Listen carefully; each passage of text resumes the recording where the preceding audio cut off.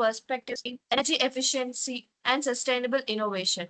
Today, we move a step further by diving deeper into advanced technologies, real-time applications, research opportunities, and future directions that can significantly contribute to sustainable development. Now, let me have the privilege of introducing Dr. B.V. Reddy is a professor in Department of Mechanical and Manufacturing Engineering, Faculty of Engineering and Applied Science, Ontario Tech University, Oshawa, Ontario, Canada. Prior to this, Dr. Reddy also worked as an associate professor in Mechanical Engineering Department, University of New Brunswick, Fredericton, Canada. Dr. Reddy received his MTech and PhD degrees in mechanical engineering from IIT Kharagpur, India under Professor P.K. Nag. Dr. Reddy led funded research projects in the area of fluidized bed combustion, biomass, biofuel, and energy systems. Dr. Reddy has published 210 papers in referred journals and referred conference proceedings. He is also involved in the organization of international conferences as conference chair, track chair, organizing committee member, advisory committee member, etc. Dr. Reddy has delivered keynote and invited presentations in many international conferences. Dr. Reddy has also received the Best Professor Award for Teaching Excellence both in India, VIT, Vellore, and in Canada, UNB, Fredericton, UOIT, Oshawa. Now, I request Dr. B.V. Reddy sir to start the presentation. Oh, good evening to all of the participants. And before I present my topic, let me thank the principal, Vikas, Engineering College Management Administration, and the FDP coordinator, Dr. Sai, and the madam who introduced me. Unfortunately, I don't know the madam name.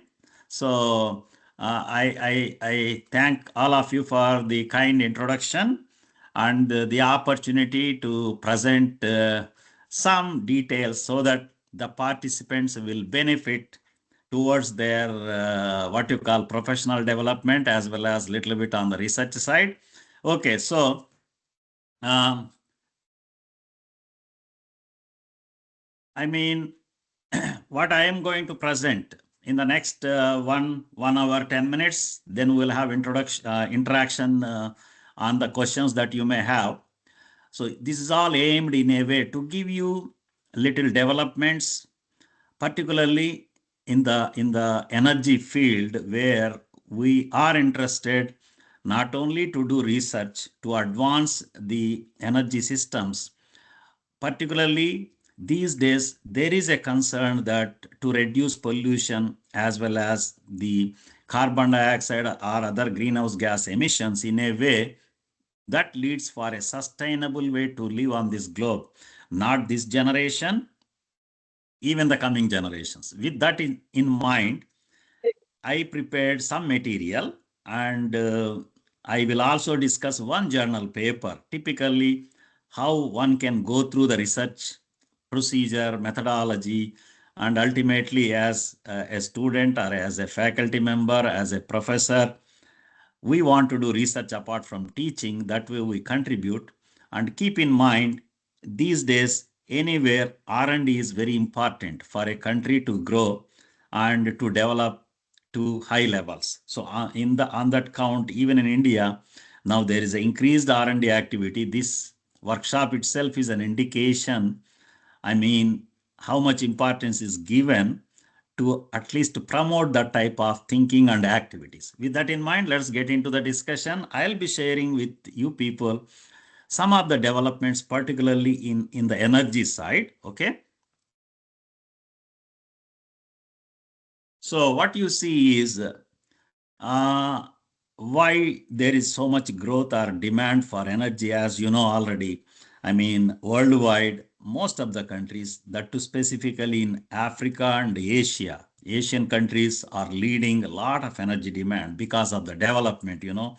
There is a population, there is economical activity happening, industries are coming. So that means depending on what energy source we use, there are issues. If everything is going to be done by renewables, then we won't be talking much on these things. No, that is not the case. There is very exceptionally few countries in the globe, either they use renewables or nuclear. Majority countries, they depend on combination. That means fossil fuels, renewables, other things. So with that being said, so what you see is there are emissions, that emissions have to be addressed. We need to reduce them. If possible, we need to eliminate them. And then what is the role of, a lot of times we cannot do these systems just through experiments in colleges or even R&D labs. They need to be simulated a lot of times with some experimental results, so that way they can be validated. So what is the role of particularly second law of thermodynamics in these energy systems or thermal systems? And then ultimately the sustainable development side of discussion. Okay. So if you see, don't think I am not going to explain to you here the laws of thermodynamics. The intention is what we see is a lot of times, even now in industries or even in academics, we try to do any engineering systems. If it involves balances or other things, we always talk about going through first law of thermodynamics, because first law of thermodynamics, we make energy balances, we define efficiencies, losses, all those. That is good. But it's not the one that gives you qualitatively a complete picture about a power generation system. It is the second law of thermodynamics. I will be spending at least 20 to 25 minutes to show you the significance of the second law. As a laws, these are known from 1850s, but last 25, 30 years, second law of thermodynamics is gaining a lot importance in analysis of these engineering systems. Reason is it tries to give you much more details and where to focus, how to improve than the first law of thermodynamics. Okay. And ultimately, any improvement, keep in mind that has a thing to do with environment as well as sustainability. Even I will show you, I will talk little details about what sustainability means at the end of the presentation.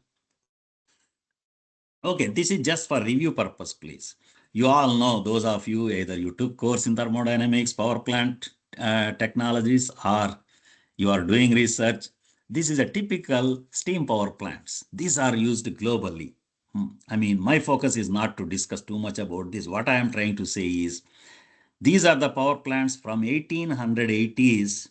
Even today, worldwide, still you see a lot of them being installed. We use them for power generation. But the thing is, what you see is, in this is a typically, this power plant operates on a modified Rankine cycle. See, this is the boiler, which will have all the superheat, reheat, all combinations. So this is the superheated steam. The steam turbine will have multi-generation options, meaning is reheat, superheat, multi-stage turbine. Ultimately, power is produced. Then we have condenser, feed pumps, all those stories. These the exhaust gases, cooling towers, depending on location. What I am trying to say is, these power plants which operate on modified Rankine cycle, these are, installed heavily globally, worldwide, and even people do a lot of research even today to improve their efficiencies. People are still working on cycle configuration, cycle conditions, role of materials, role of, operating conditions, optimization of feed water heaters. So what I am trying to say is, there is a limit to efficiency of this power generation system, though we use a lot. And particularly to reduce emissions. Instead of coal, people try to mix biomass, or people try to use fluidized bed combustion technology systems where sulfur oxides, nitric oxides are captured so that acid rain issue is gone. But there is a CO2 issue. So overall, there is a room, but efficiency has a limit with this type of power generation system. Now, let's get into the next one. I think before I talk about these advantages, I'll put this one. Pay attention, please, because these are where a lot of focus goes on now with these combinations. This is a typical combined cycle power generation system. So what you see here is, if I am talking about a gas-based combined cycle, not liquid fuels are used. Say, let us say this is a natural gas. So we have air compression system where air is compressed. The compressed air is taken to a combustion system where we supply natural gas. If you take it, it is like a methane, 96%.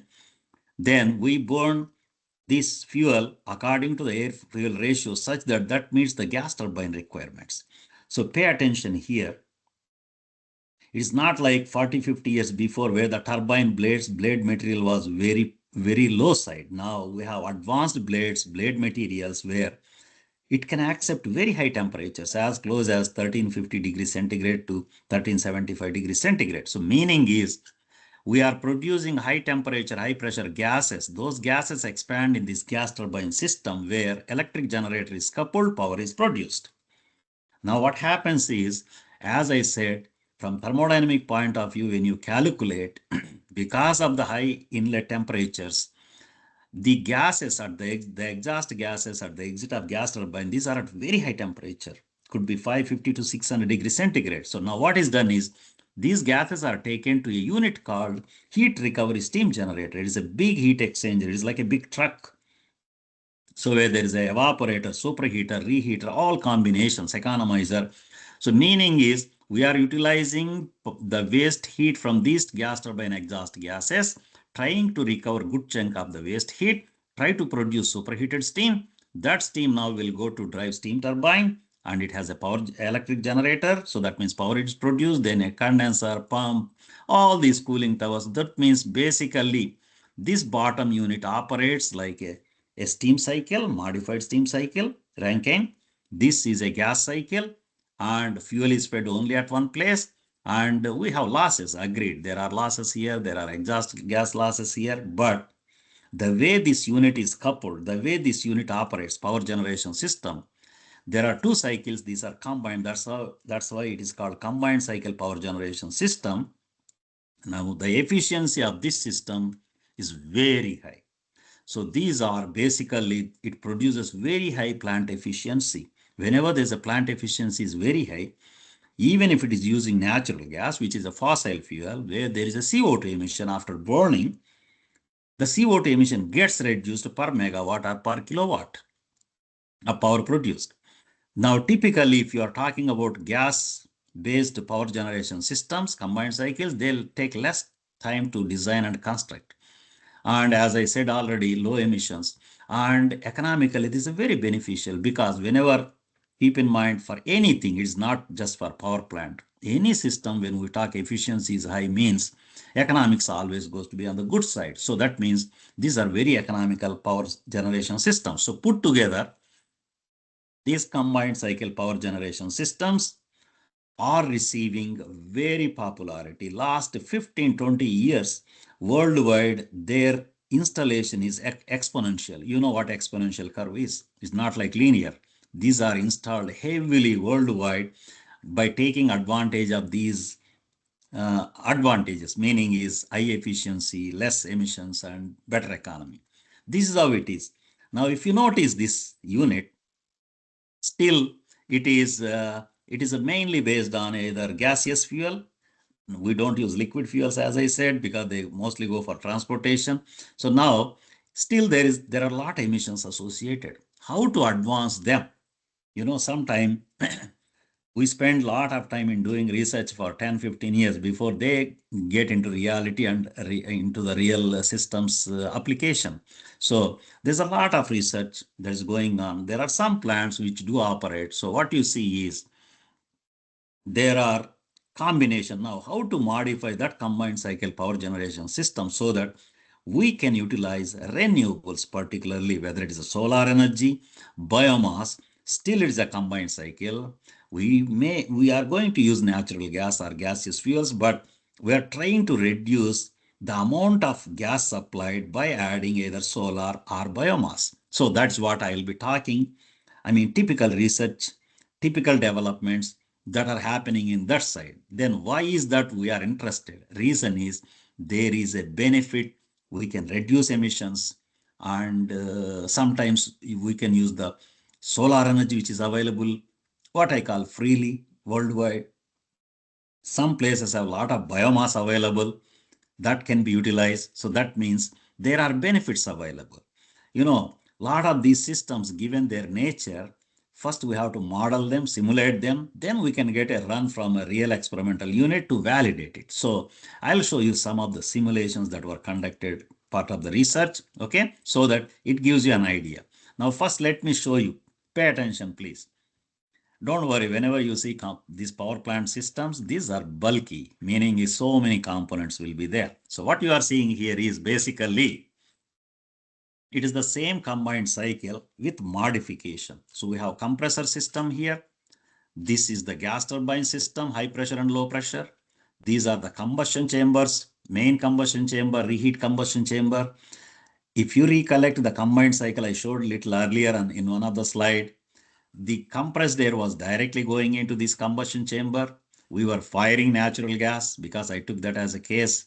Then we are expanding those gases in this gas turbine systems. Then we are sending these gases to recover to produce steam in a heat recovery steam generator. Then steam cycle was operated to produce power again. So that means there was a typical natural gas use only. But now in this case, what the modification is, if you notice, a supplementary firing chamber is brought.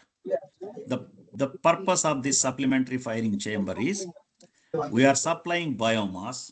Keep in mind, biomass is typically, it could be anything from agricultural waste to there are many types we classify as biomass. But one thing with biomass is, whenever we burn biomass, it releases CO2. But when it is grown, it captures back. So typically, biomass is considered carbon neutral. So meaning is by utilizing biomass, we are burning biomass here, part of the biomass. We are sending compressed air through tubes inside the unit so that compressed air gets increased from level 4 to level 5, T4 to T5. So that means this is a set gas turbine, whether it's a GE make, some other make. So for a fixed T6 or T8, now we need less natural gas in these combustion chambers because we are utilizing part of the fuel energy from the biomass. So that way we are going to reduce the amount of intake of natural gas to these combustion chambers. So that means you are reducing CO2. Now the other thing, these exhaust gases coming from gas turbine, where power is produced using generator, these are the exhaust gases. They are supplied into the biomass supplementary unit because they contain enough oxygen so that we can burn biomass. Then we produce steam, and the steam is expanded in the steam turbines. So meaning is we are now integrating biomass as a supplementary fuel, making this unit, whichever way you call it, it could be a biomass supplemented combined cycle power generation, I mean, with natural gas, or it is a hybrid energy systems. People have different names, but the story is we brought in biomass and part of the energy to the entire power plant is fed through biomass. So that means natural gas input gets reduced, so the emissions gets reduced. So for this, thermodynamic modeling was done. As I said, in the end, I'll show you one of the modeling, how do we approach. So you frame all the equations for from compressors to turbines to combustion chambers to supplementary unit to steam cycle to you create a MATLAB or you create a code and then run varying different conditions. And even biomass, as I said, is not one.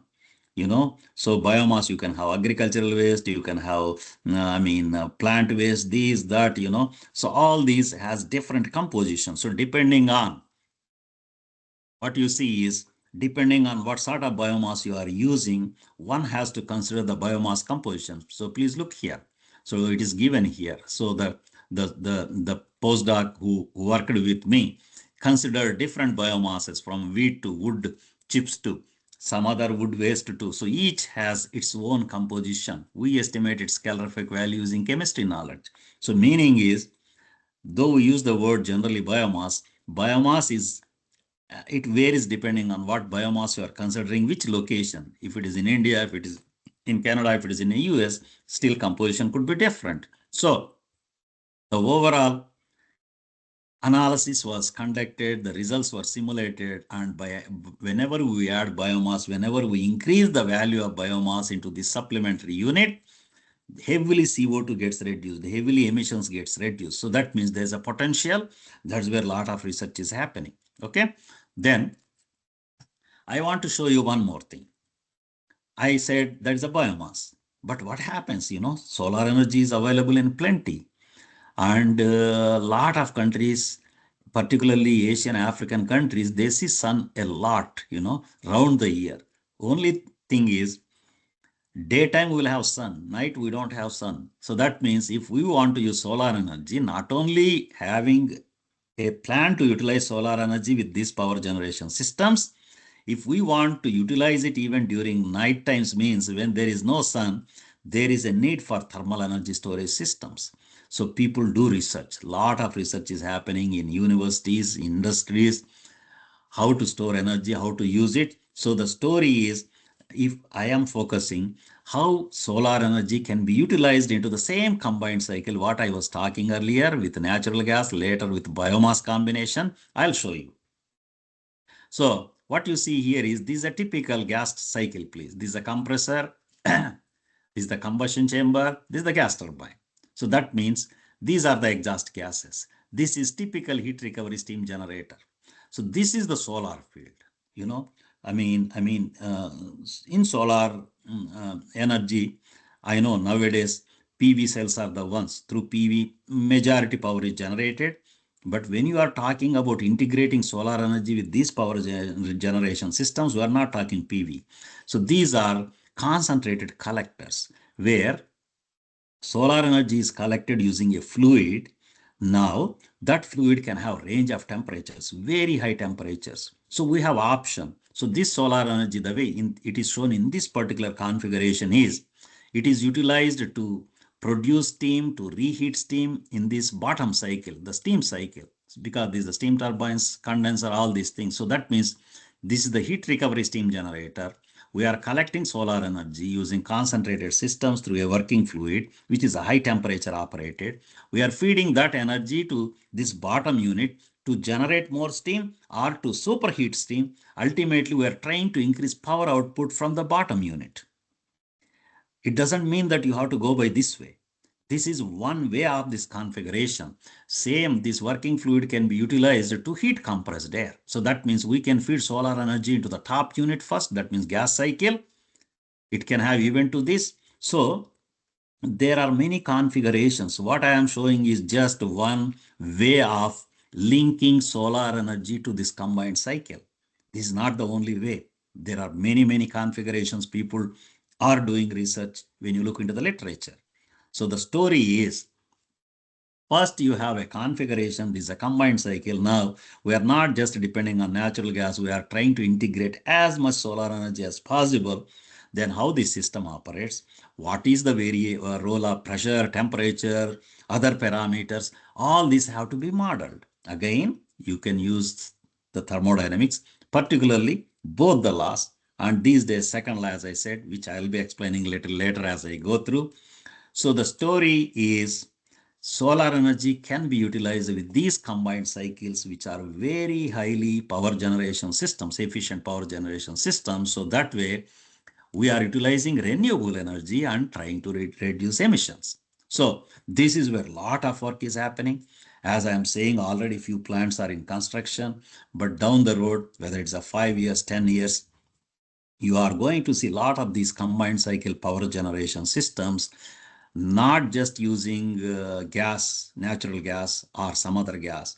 They will be in what you call hybrid mode, meaning is utilizing solar or biomass, okay, in a way to reduce emissions and generating power at the same time.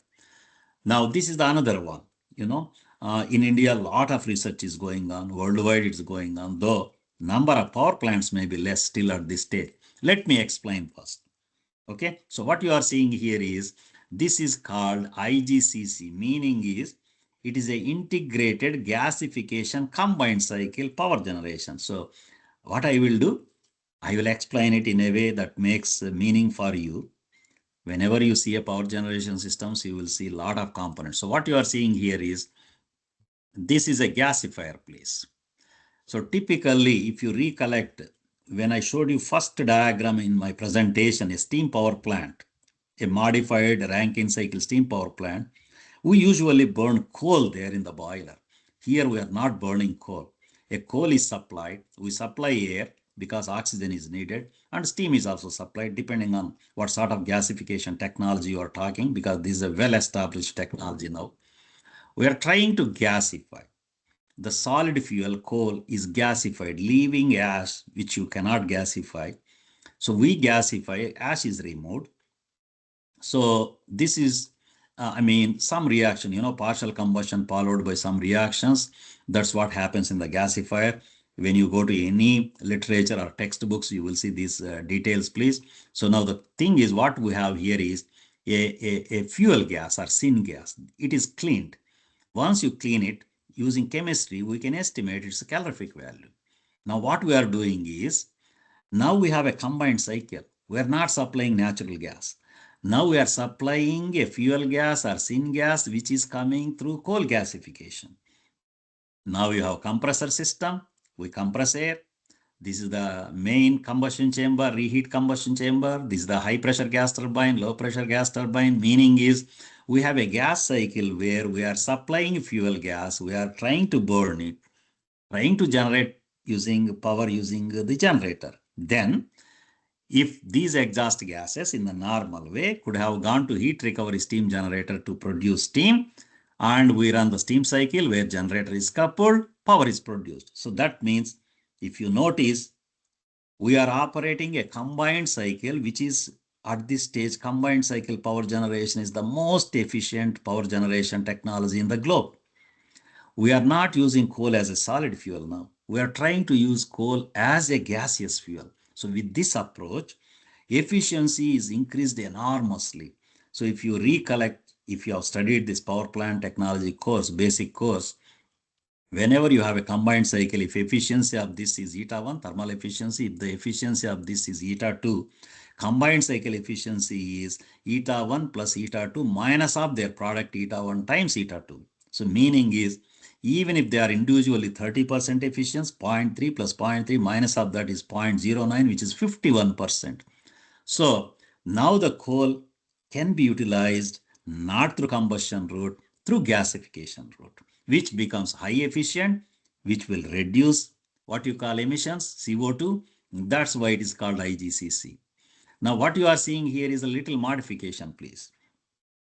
A supplementary unit is brought in here. Whether we fire coal extra here or we supply biomass, this has a flexibility. So the compressed air, before it goes into combustion chamber, main combustion chamber, it is heated from T4 to T5 so that we use less syngas or fuel gas. Suppose imagine this is a biomass operated supplementary unit, we will reduce further CO2.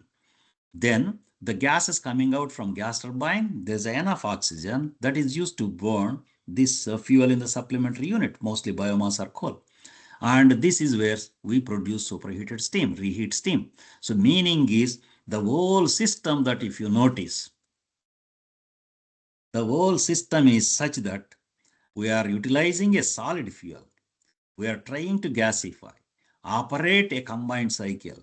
That means we are trying to have a advanced, efficient power generation system, which is a combined cycle mode. There are units operating in the globe, not that many. Though people are talking this for a long time, it is taking time. But the thing is, even in India, they do good amount of research in certain locations, okay, institutes. So the whole story is, this is an integrated gasification combined cycle, which is operating with the coal through gasification. There's a lot of scope to do research, because these units, the more details we know, the more research we do, then it becomes what you call advanced, improved, efficient. They become popular. Right now, there are some power plants across the globe, whether it is USA, China, whatever you name. I don't think we don't have in India yet, but there's a lot of room. Okay, so if you are a faculty member, PhD, undergraduate student, even interested in energy, thinking about, because India has a lot of coal, like China has a lot of coal, US has a lot of coal. There are many countries in the world that have an abundance of coals. That means coal will play a role for a long time. We are not going to have renewables replaced just like a magic. No, reality is it takes a long time. So you, from gasification to modeling to looking at supplementary firing role, whether it's a biomass, type of biomass, okay? And even hydrogen can be produced. because hydrogen is a growing field now. I will show you in the next slide, little bit discussion on that. So what I mean is, with this gasification system, there is a lot of research one can do. You don't need 1 crore money or 10 lakh money. If you have a good thermodynamic power plant knowledge, if you have a good system to code, you can do work and then you can publish. Okay, which I will comment at the end. Now, the way I'm showing, maybe to show you the developments on one side, I showed you in the first figure a simple modified Rankine cycle. Then combined cycles, whatever I was discussing, I was talking about natural gas combined cycles, hybridized combined cycles with biomass or solar. Now what you are seeing here is not a combined cycle anymore, please. This is a triple cycle. You know, in thermodynamics, these are like 3 heat engines connected one after another, okay, in a way to utilize the fuel input to the maximum, and we are trying to reduce losses. In the process, we are trying to improve efficiency, okay? Yes, thermodynamically, whenever you have this combination, efficiency improves a lot. So what you see here is a biomass gasification unit. This is biomass gasified gas. This is the gas cycle. You have all idea about gas turbine cycles because I was going through so many times. Then this is the heat recovery steam generator. What you see, this big unit where we have economizers, reheaters, superheaters. Whatever you are seeing here, this color one is a steam cycle with all combinations, high pressure, low pressure, intermediate pressure turbines. So this is normally a combined cycle. Now we are not stopping at combined cycle. We are trying to bring in what is called a Kalina cycle here, please. This is a vapor operated, a low temperature working fluid. You know, there are some fluids which boil at very low pressures, low temperatures. Sorry. So meaning is you can extract heat from the heat recovery steam generator, the heat exchanger in the last stage, produce a vapor and run a vapor turbine. That means basically this is a Kalina cycle, because a Kalina, a great professor in USA, has developed a system where you can use low boiling fluids, make them vapor and operate a power cycle. So that means we are utilizing one fuel. Let us say this is a biomass. We are gasifying, cleaning. First, we are operating gas cycle, gas turbine cycle, generate power, steam cycle, generate power. Now you operate Kalina cycle, generate power. Basically, these are 3 cycles. So there's a lot of work that goes on. I don't think there's any power plant yet. As such, there are power plants only operating on Kalina itself in some industries, because you can recover waste heat at low temperatures and run this cycle. But the way I am showing you, still a lot research is happening. But the point here is, now we are not talking about combined cycles. We are heading even to triple cycles for power generation to improve efficiency, to bring down emissions, okay, which is basically for sustainable development. That's what about, you know, a lot of research is done. Even I did some work with Dr. Srinivas, who is a professor in NIT Jalandhar. Okay, so I mean, looking into different things, from configuration to parameters to fuel type to all those things. So you will find them in the journals. This and all this work, it is in 2015. Okay, now let's go into the next one. So part of these workshops are not to discuss one equation. If I take only one research paper and talk about energy, exergy, just spending 1 hour time, you may good to see few equations, but you won't be getting a full idea about what is happening in the field, how things are getting developed, where should I focus my future research, or if you are a master students, if you want to do PhD, which area should I pick? So for that reason, I try to make it like more general, so that it gives you at least some value of the time that you are attending for this event. So the next stage of developments that is happening in the energy side is, people are moving to do more research on multi-generation and integrated energy systems. The reason is, the more you can improve the performance and efficiency of a system, and it's good from energy point of view. So I'm just going to show you from literature one such a system, how much scope it is going to offer.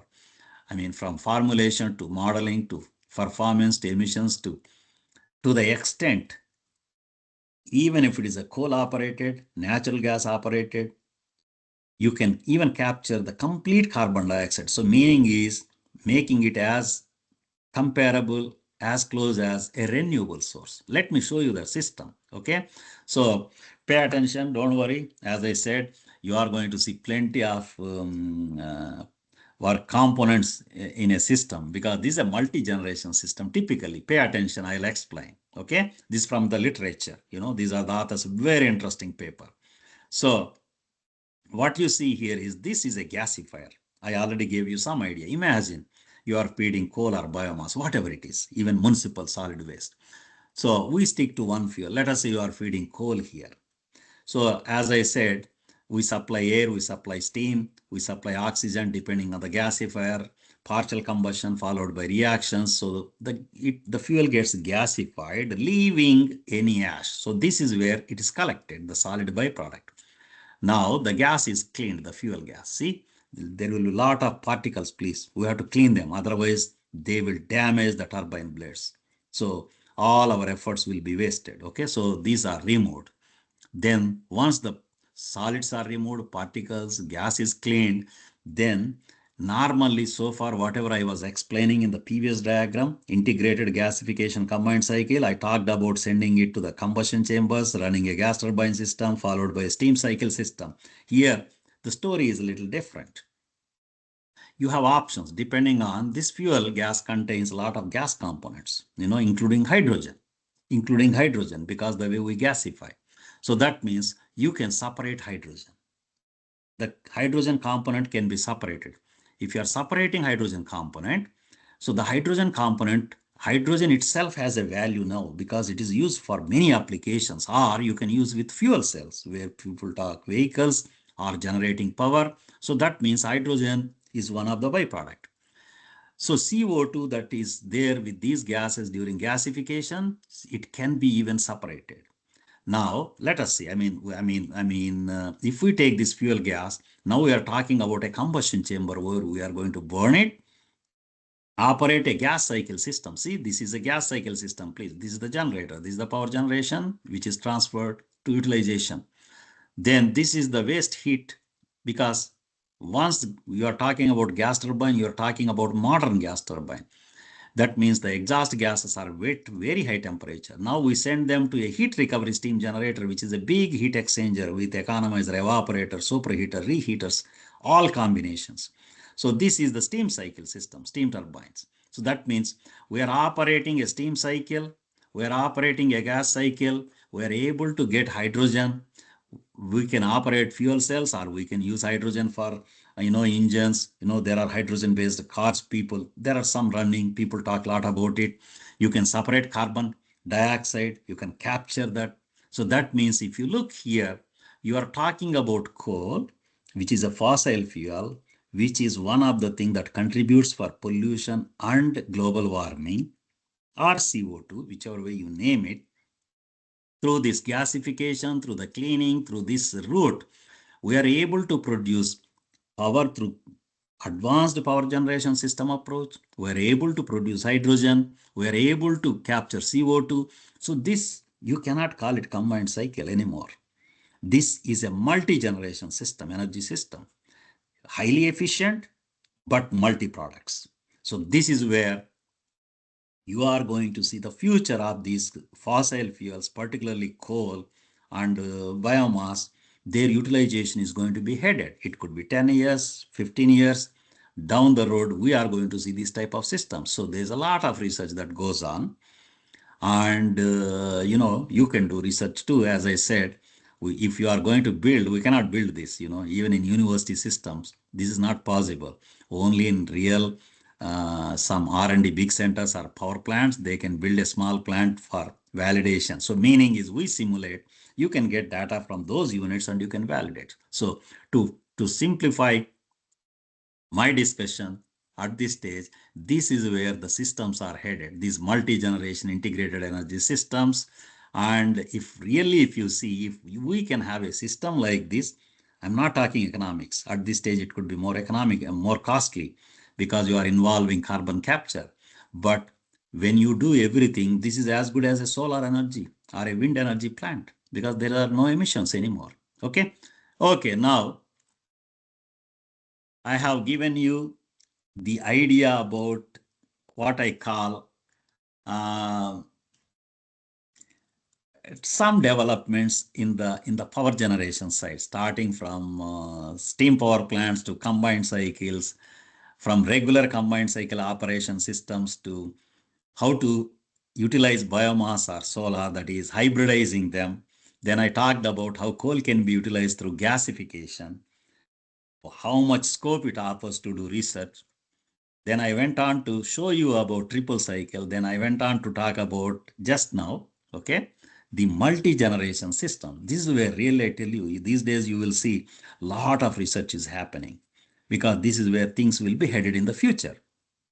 Then my part two of the presentation, as I said already, I mean, not that everywhere people do experimental work. It's not possible. Even if let us imagine a professor in Vikas Engineering College gets 1 crore from DST to do some biomass gasification unit. Sometime to make a unit a large scale, to conduct experiments, it needs a lot of effort, manpower, everything. So it is not possible in every situation that I only make experimental unit, I will do only experimental work. No, we do experimental work, yes, because it helps to validate, to compare the results. A lot of times there is a way to model these power generation systems through thermodynamics.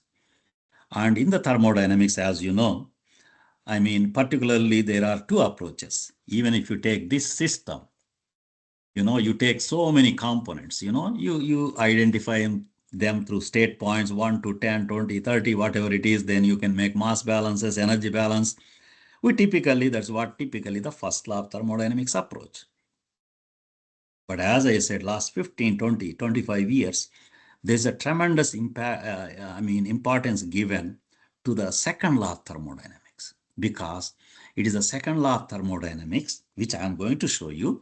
I have a paper also, research paper, which I am going to glance it. So to give you an idea, what happens is we are doing not just the balance approach, we are looking qualitatively different things. If you recollect, first law of thermodynamics always talks about energy balance.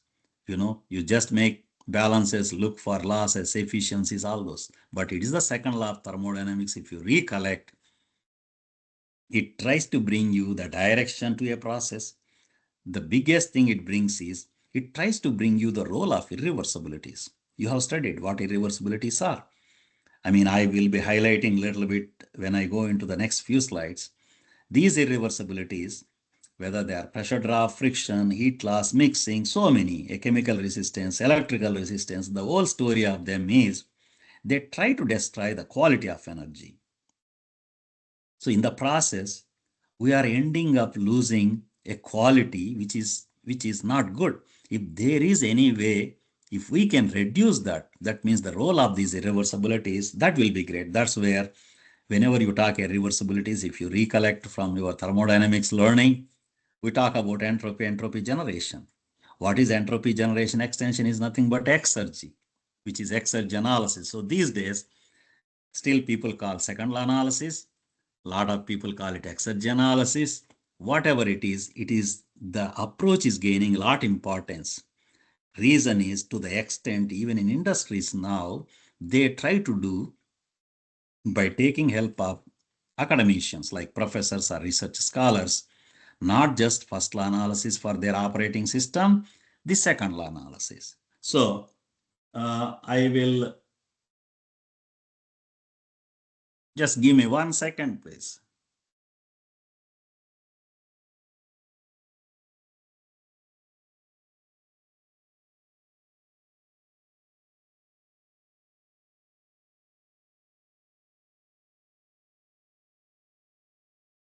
So what you see is this second law analysis or exergy analysis is going to provide a lot more details. I'll show you how interesting it is. Even in India, there are now a good number of people in different institutes they do conduct a lot of this, what you call second law or exergy analysis. Okay. So, I mean, there is a procedure.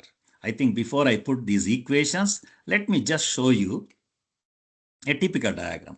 And I do have the full paper of this. This was one of my master students long back who worked with me for his MASc thesis. I will go through the full paper, but let me give you little glimpses of it first. So typically what you are seeing is this is a combined cycle power generation, a natural gas based. So you see here, this is the compressor 1, compressor 2, low pressure, high pressure with intercoolers. These are the gas turbine, high pressure gas turbine, low pressure gas turbine. And this is the main combustion chamber, reheat combustion chamber. And this is the exhaust gas. So this is the heat recovery steam generator where steam is produced. So the steam is going to run in a steam cycle like this. You have condenser, pumps, cooling towers, all this. What I am trying to say is, whenever you are trying to do the second law analysis or exergy analysis, consider the system that you want to do, not just the combined cycle. You can do for any system, okay, any engineering system. Let me put this way. Once you have the system, number it because you need to know the state points. This is 1, 2, 3, like 10, whatever the number it is. Only thing is, when you want to do the second law analysis or exergy analysis, there is a procedure to be followed. So before I even explain, I have not introduced what exergy means. What happens is, the way exergy is defined is, when you look in, let's imagine you are burning some fuel here. So that means there is a potential that is associated.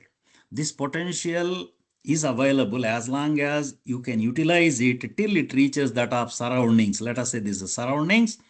That means the atmospheric pressure, typical atmospheric temperature, let us say 25 degrees. Once this reaches that condition, there is energy associated. Even if you are in a room, you can calculate what is the energy content, but it cannot do anything. Reason is, once it reaches the surrounding state or dead state, its potential is zero or it is dead. That's why we call the reference state as a dead state. So exergy means maximum theoretical work that can be produced before a system reaches that of surroundings. So now for this system, whatever I showed you, we can do the first law analysis. We can calculate all the things. We can get efficiency. That's what you will see mostly in the books, power plant books. But if you're talking about second law analysis or exergy analysis, what you have to do is you have to do the analysis now not on energy basis, exergy basis. What is that exergy? I just now explained. Maximum theoretical work that can be obtained before a system reaches that of surroundings. So now starting from state 1, we go around each state. We compute exergy potential at each state. Now the only thing is, when you look here, we are drawing atmospheric air through filters. Air is getting compressed in the compressor because we are giving work input. Now if you look at state 2, it is air only, but at different pressure. If you look at 3, it is air only. If you look at 4, even it is air at different pressure. We did not alter its condition, physical condition, its composition. So whatever you call here, the state change you are doing, you are basically altering its a physical state. This is called physical exergy. I'll show you how it is estimated. When you look into this combustion chamber, please, you are sending air, you are sending fuel, let us say natural gas, you are burning, controlling air fuel ratio to meet to this gas turbine requirement. You are altering chemical composition. So that means you need to estimate at this stage the chemical exergy that is associated. Sometimes if the gas is flowing, there is a kinetic exergy associated. Because of the elevation, there is a potential exergy. But the potential and the kinetic and potential, these are very small. People neglect. So what you have to do is, whenever you are trying to do exergy analysis, this is not difficult, but it's a long time taking, very tedious process. So you need to consider 4 components: physical exergy, chemical exergy, kinetic exergy, potential, energy that is exergy associated due to potential or elevation effects. We usually neglect the kinetic component, velocity component, and elevation component. So physical, chemical, you need to consider. So there is a procedure. This is well established in every thermodynamic book, from Professor P. to Moran to Senegal to whichever book you take it. So you first calculate what is the availability. That means this is at any state. Whatever you are seeing here, 0, please. This represents the reference state or dead state. By the time it reaches the reference or dead state surroundings, it cannot do anything. So that means you first calculate the availability, then you multiply that with the mass flow rate. You are going to get the physical exergy rate that is associated. To estimate the chemical exergy, as I said, whenever there is a combustion, whenever there is change in chemical composition, there is a way to calculate whether you use the equations that are available in the literature, or you take the tables that are available.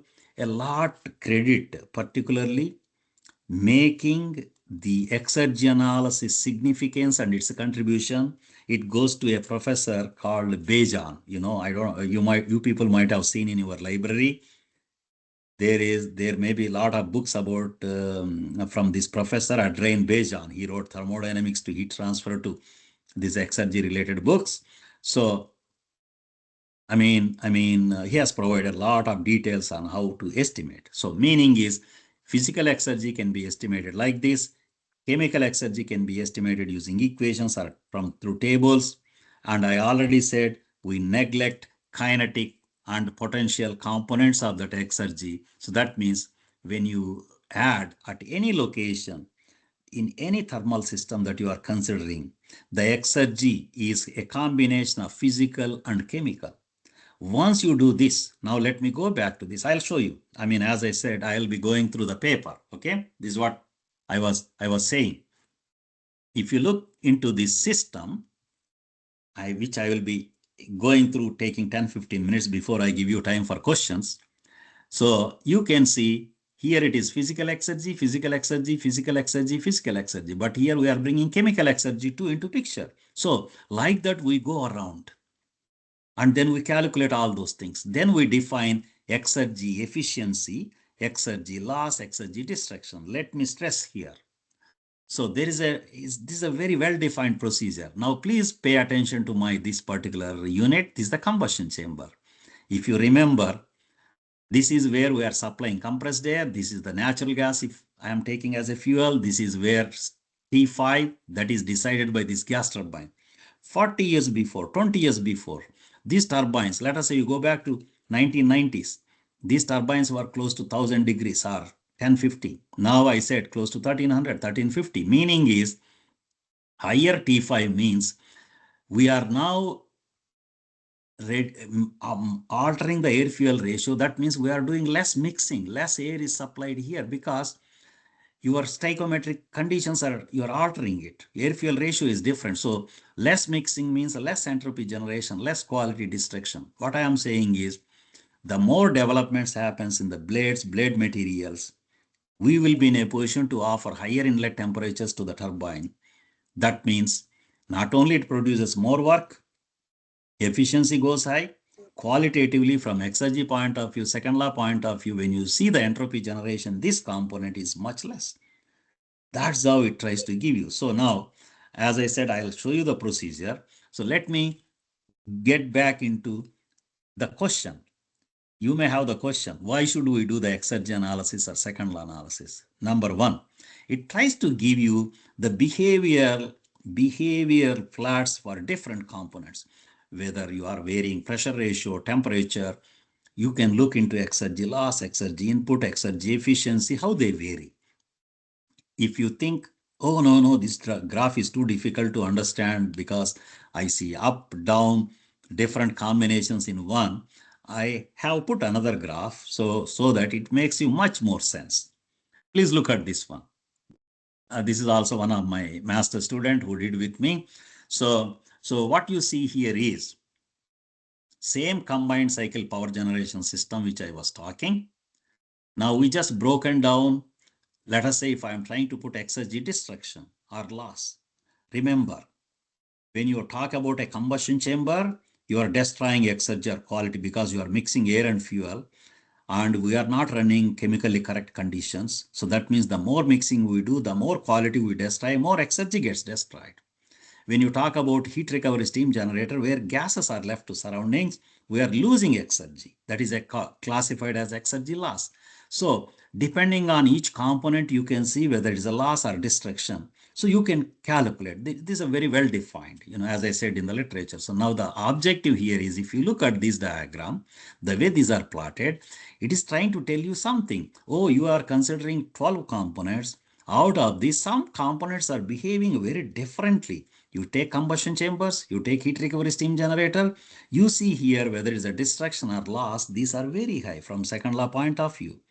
What it tries to tell you is, if somebody, let us say DST is giving someone in Vikas 2 crore project to come up with some improvements in blade design or blade material recommendation for a power generation system of this nature, if they use the 2 crore spending their energy in trying to investigate compressors or condensers or some other thing, they may come up with some recommendation, but not the best recommendation. If they focus on these units, even if they improve a little bit of their conditions, that will improve the power plant performance a lot. So, exergy analysis or second law analysis, when it is conducted not for this power generation system, let me generalize it, for any engineering system, it will point out performance of those components apart from the whole system, how they are doing their duty. Now you can choose, out of 10 components, you may pick one of the component where you want to focus to improve the design, to improve its understanding a lot. That is how it contributes. Okay. As I said, I'll glance through that procedure. Maybe this may be the right time. Please look. Okay. I'll just glance it. I cannot, this takes 2 hours to discuss the paper. That is not my intention. This is available. You can download it. You can get it. So the whole procedure is, he was one of my master student who did it. So the whole procedure is like this, please. You first consider the system, as I said. You label it.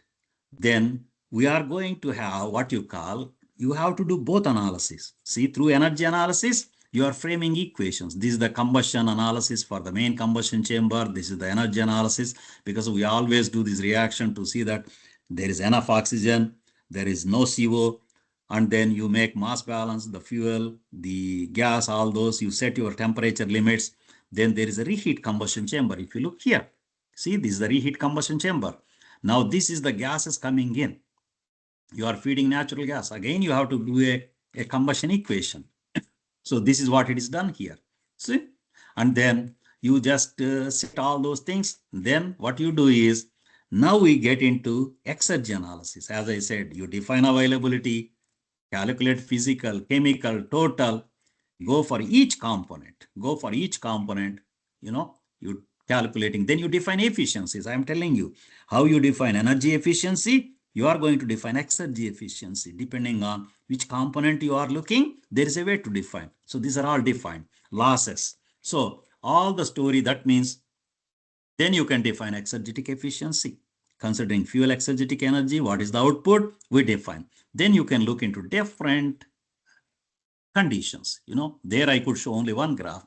You can have with turbine inlet temperature, how things are happening, with pressure ratio, so on. So you can go on. So the story, what I am trying to show you, the story is, this is how the procedure, this student, usually when somebody does something like this, it takes almost, no discussion, please, 5 to 6 months. Okay. So that is how it is going to be useful. Okay. So let me go back to where I was. That is the benefit of exergy analysis or second law analysis. I think I will be taking another 5 minutes before I give you room for questions. Then sustainability. These days we talk a lot about sustainable development, sustainability, from power generation systems to cars to manufacturing to anything that you do, even from building construction.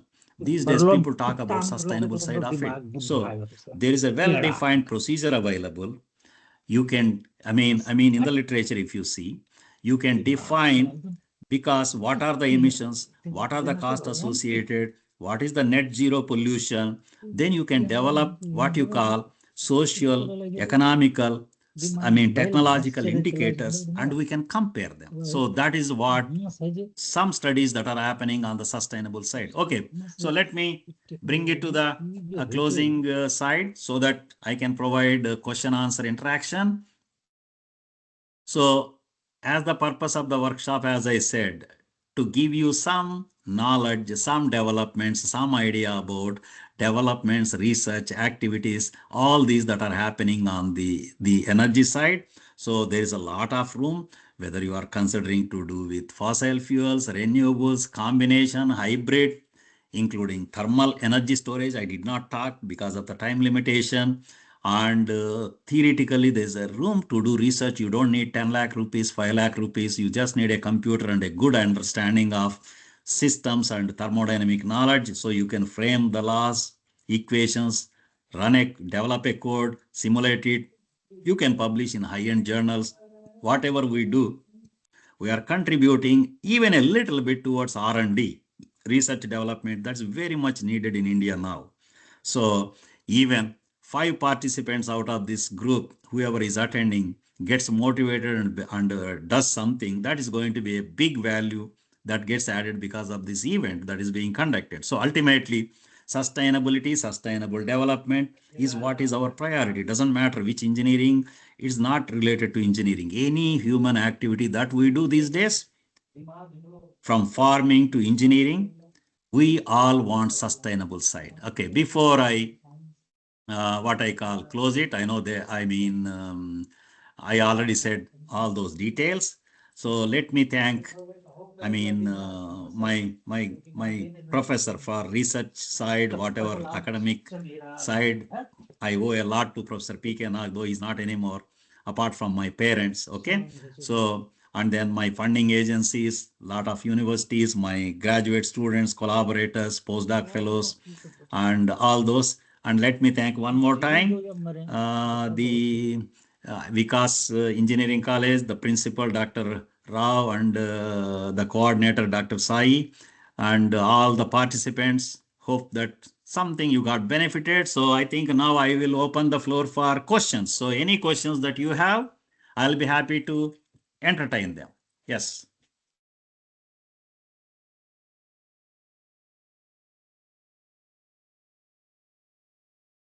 Any questions, please? I'm done. Now the room is yours.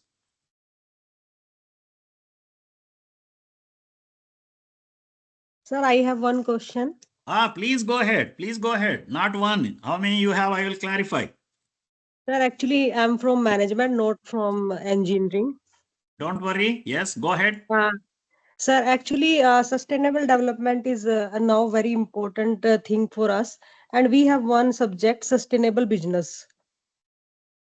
Yes. So how we can do research on this topic? Like, yeah, this is dedicated to maybe engineering faculty, but still there is sustainable development concept in our management also.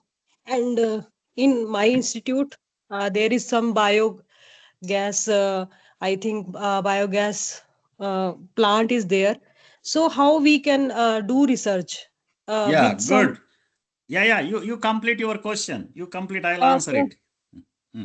Sir, as I'm a faculty from management, but still we want to work in this area. But we So have which no which knowledge. which institute you are from? I'm from JMIT, Radour, Yamunanagar, Haryana. Okay.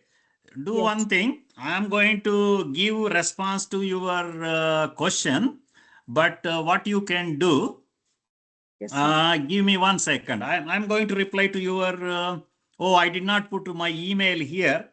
What you do is, you can take my email from the coordinator, or if you want, I can tell my email, so you can be Yes, in sir. touch with me. I can help you how to do research, but let me first answer your question. Okay. Okay, sir. Okay, sir. As you rightly said, sustainable development is not one area. This is not engineering owned area. This is not everybody can contribute to sustainable side. When it comes to business, as you yourself just now said, even in engineering, when we do systems, we do analysis, we do things. Okay, whatever system it is. Let us take this one. So we frame, when it comes to economics, lot of times our economic modeling, our economic thinking is limited. So by having association with a business faculty, I mean through collaborative research, we can contribute more. And particularly the things that I am saying, whenever you take, even you are taking, let us say you are a business, you are doing some work with a business organization. So maybe it may be still a software oriented company, but they may be using a lot of electricity, they may be using a lot of materials in their office. So from where this electricity comes, or how these, so that means you can contribute through that type of research something, whether it could be economic side, whether it could be emissions side, you can give recommendations. So what I am trying to say is there is a lot of room for you also to contribute to this sustainable development. Okay, and particularly the the activities, their what you call modifications through your research and recommendations could be to make them more economical, to make them more environment friendly, ultimately sustainable. So there is a room. That's what I am saying. I will be happy to figure out and help with you, like a few things. I mean, if you are a faculty member, okay. Yes, sir. Yes, sir. So my email is there with the coordinator, or you go to my website. It's a bale.reddy at ontariotechU.ca. You will see it. If you send me email, I'll One minute, reply. sir. Okay. Can you repeat, sir? Uh, Please repeat your website. Someone can put on the chat, please. Okay. I will ask the coordinator. coordinator I will ask coordinator Dr. Sai to list my email on the chat so that everybody can see it. Okay. Coordinator will do it. Yeah, he will do, so that every one of you will have my email and you can email me. So I'll be happy to at least give you some details that helps for your research. Yes. Any Good day, other sir. questions, please? Yeah, good Yeah. day. Yes, sir. Good day, sir. I'm Shiv Prasad. I'm pursuing my PhD in business management, but the main title is environmental sustainability. So Wow, that's a I'm very just good completed one. 1 year. Yes, sir. That is what I'm eager to join this particular session with the help of Vikas management. Where are you doing PhD? From SR University, sir. Warangal. Oh, SR University, Warangal. I heard about it. I never came. Oh, that's good. Good. Okay. Tell me your question. I will answer, then we will talk. Yes, sir. Like, see, nowadays, like everyone is discussing about sustainability. There are two things. One is CSR. Through CSR, we can do the sustainable events, environmental sustainability. The other one is ESG goals as per the ESG 2027 goals. So my point is, see, which topic would be great? Is it a CSR through environmental sustainability? Of course, that comes under leadership. Leadership has to guide them.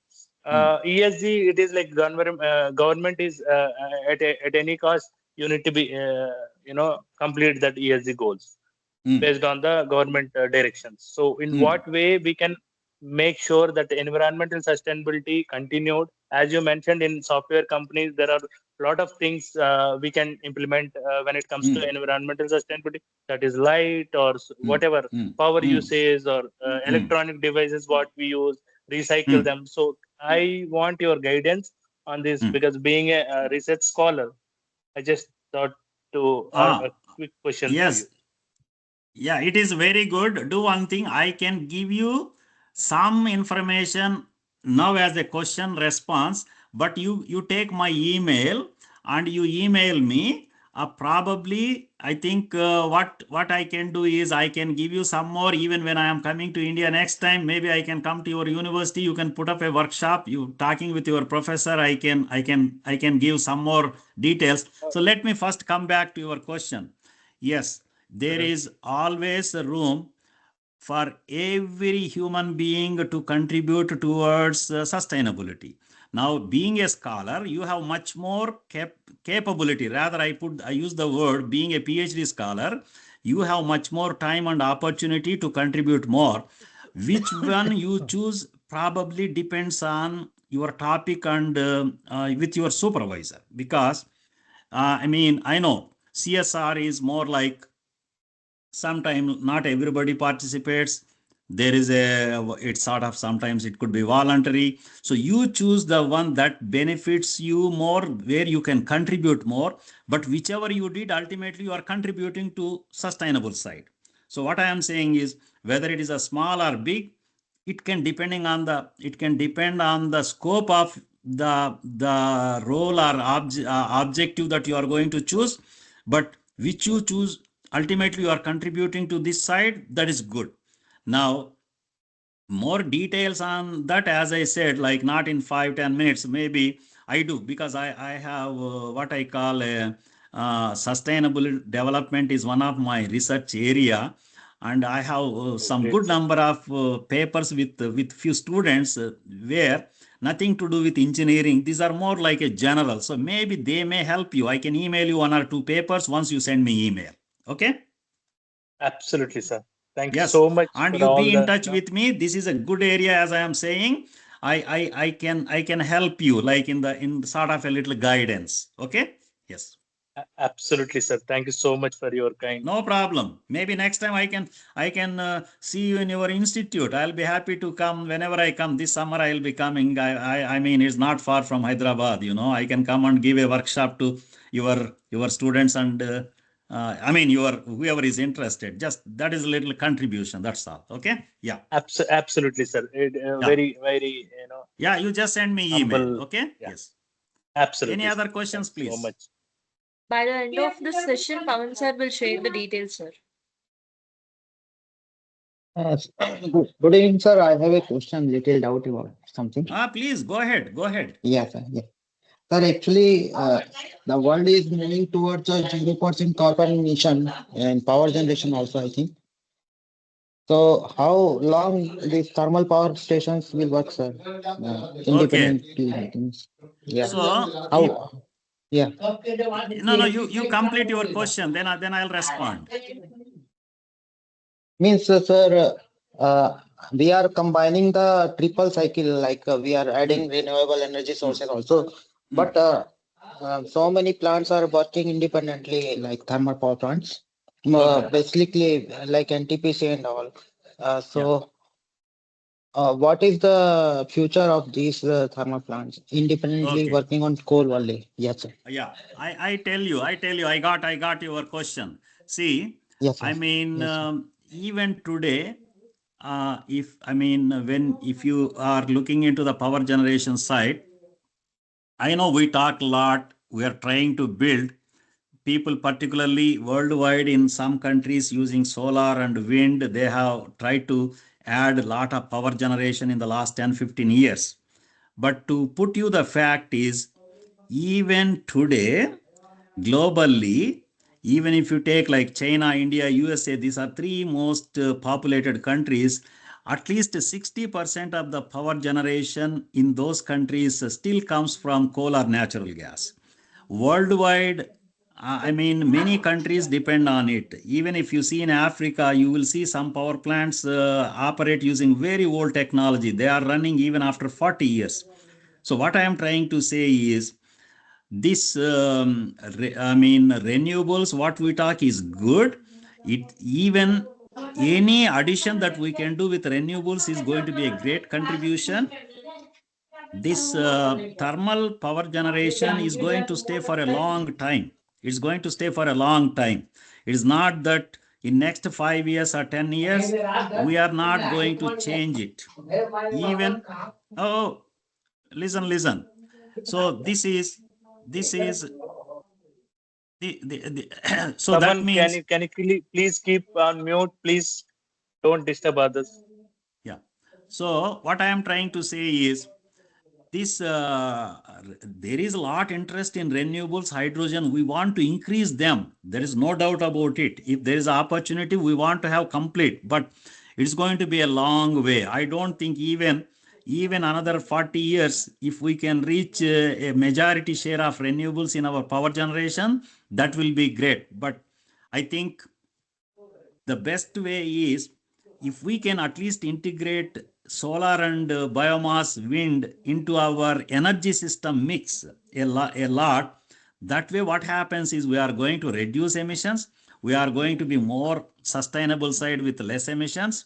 I think that's what it is. These thermal systems will stay for a long period. Please, even you take automobiles, you take transportation, people talk a lot globally. Even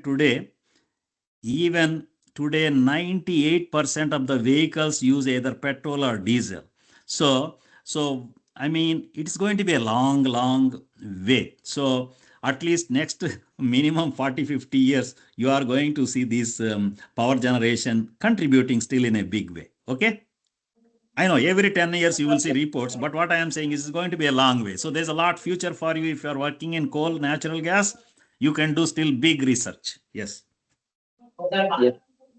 Yeah, next question. Anybody, please.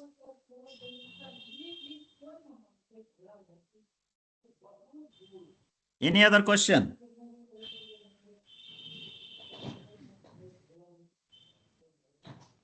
So I want Dr. Sai to list my email in the chat box so that everybody can see it, and particularly those 2-3 people, you know, you can email me, please. I will put some more details. Okay. Sure, sir. By the end of this session, our sir will give the email Yeah. IDs to all the faculty members, sir. Yeah, that will be great, because it's good that if it benefits few people, then your effort, my effort, both are going to be served. Sure, sir. Definitely, we will share, Yeah. sir.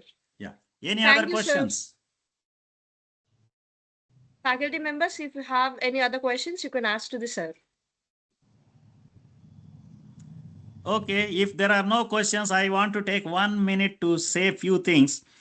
As I was saying, I'm not talking about topic anymore. If you are a PhD, if you are a faculty member, because research is very important. Whether you are a business side, engineering side, what side you are, don't worry. So try to do some research. There is always room. We don't need 10 lakhs. We don't need 1 crore. Even if you have a good idea, that is by reading through a lot of research papers or literature, or listening to presentations like this, develop some ideas, work on them, something that you are contributing, quality. Okay, this is the new advance I am making from this.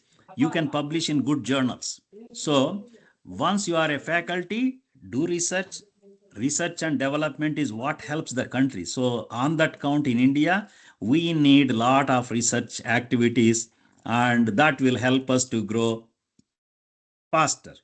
So don't think that, oh, I am in this college or that college, or I don't have that much money.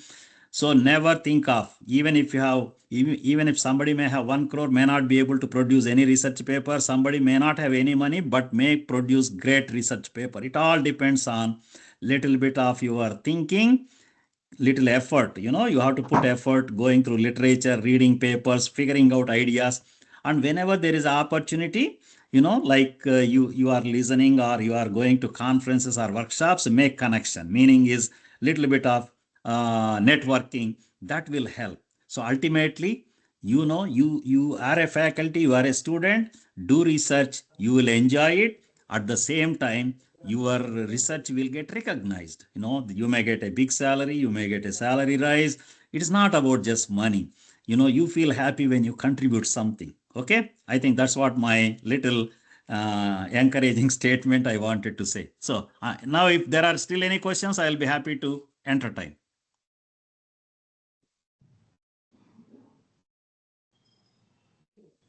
Okay, if there are no questions, I think, madam, you can do whatever. I think you are close to the time, I think. Thank you, sir, for that insightful and well-structured presentation, sir. The concept shared today has given us a deeper understanding of the topic, and this session was highly enlightening and will be extremely beneficial to all the participants also. Your sites and clear explanations made the session truly engaging, sir. Thank you so much. Okay, thank you. I wish you all good luck. So whoever my email, you got it. So you send me email, I'll reply, and and depending on, we can meet in future. Okay, thank you very Thank much. you, sir. Okay, Sure, sir. bye We bye. will share Yeah, the yeah, email. Thank you. yeah. I request all the participants, just please wait for some time. Our next presenter will join with us soon. Just please wait for some time.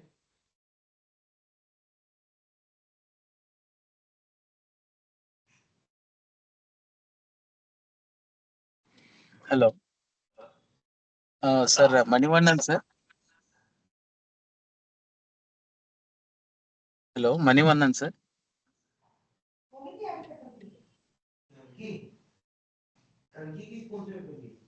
Hello, Hello. Manivannan, sir. Yeah, are audible? Yes, sir. Manivannan, sir. Yes, sir. Yes, sir. Yes, You're yes, audible, correct. sir. Thank you. Sir, good You are evening, sir. audible. Thank you for Good evening. joining, sir. Be a Sir, pleasure. first of all, I will introduce you, sir. Afterwards, I will hand over the session to you, sir. Okay, okay. Thank Okay, you. sir. Thank you, sir. Okay, dear participants, good evening, everyone. And the next session is by Dr. Manivannan, sir. And I will introduce him.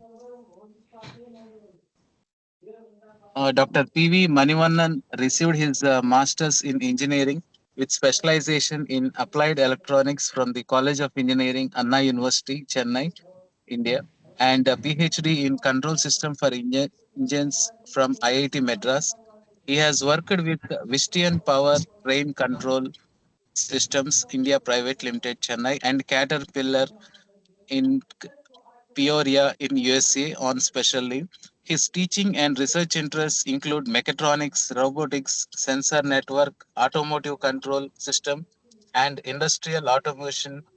Visiting research faculty in the University of South Australia, Adelaide, Australia, in summer 2012, and he also is also visiting faculty in University of Nebraska in Lincoln in USA in the summer 2013 and 14, and he is also awarded with the DAAD fellowship to visit the University of Kaiserslautern, Germany in winter 2013, and he is also recipient of teaching fellowship under the Erasmus Mundus Distinguished Lecture Series to teach in the University of Kaiserslautern, Germany in the summer 2014.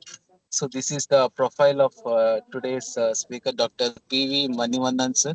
Sir, Manivannan, sir, I'm Yes, sir. handing over the session to you, sir. Please Okay. carry on, sir. Please share the How? screen, sir, and start, Yeah, sir. how to share the screen?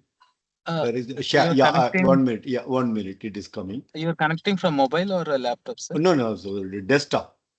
Desktop, sir. On the Yeah, top right, yeah. share I option see. is there, sir. Share is there. Yes, sir. Click share and you can share the screen, sir. Open your PPT also, ready, sir? Okay. PPT Yes, sir. Yes, already sir. ready. Visible, sir. Visible. 1 minute. PPT. I will make Your it. screen is visible, sir. Yes, Now, sir. now it Yes, is sir. Yes, sir. should be visible. Vein 1 minute. type airflow sensor. Correct. Yes, You sir. are Visible, correct. sir.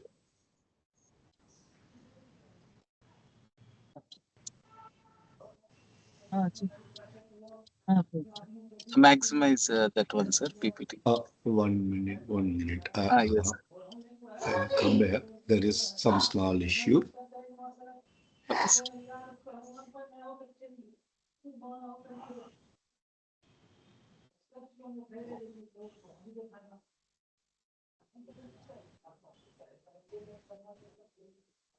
On control, I do. Give me a minute. I will complete.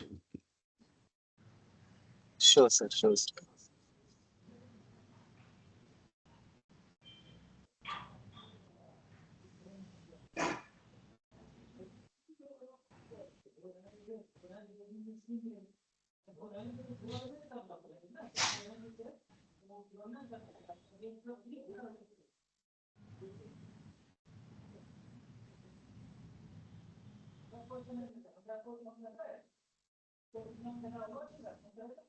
Yeah. Is it visible now? Yes, sir. Yes, sir. Visible, sir. Please carry on, Okay. sir. Thank you very much. It Okay, is a sir. pleasure. Thank you, sir. Good afternoon and good evening to all of you for attending this faculty development program arranged by Vikas. And I am very happy to be participate and deliver a special guest lecture and roll-off sensors and control system in automobiles for sustainability and global environmental protection. So generally, whenever we talk about sustainability, environmental protection, correct, we hear the following word: greenhouse gas, global warming, unpredictable weather like severe cyclone, frequent cloud busting, devastating flood, extreme rain, correct, within 24 hours, 50 centimeter rain, and correct, 70 centimeter rain within 24 hours.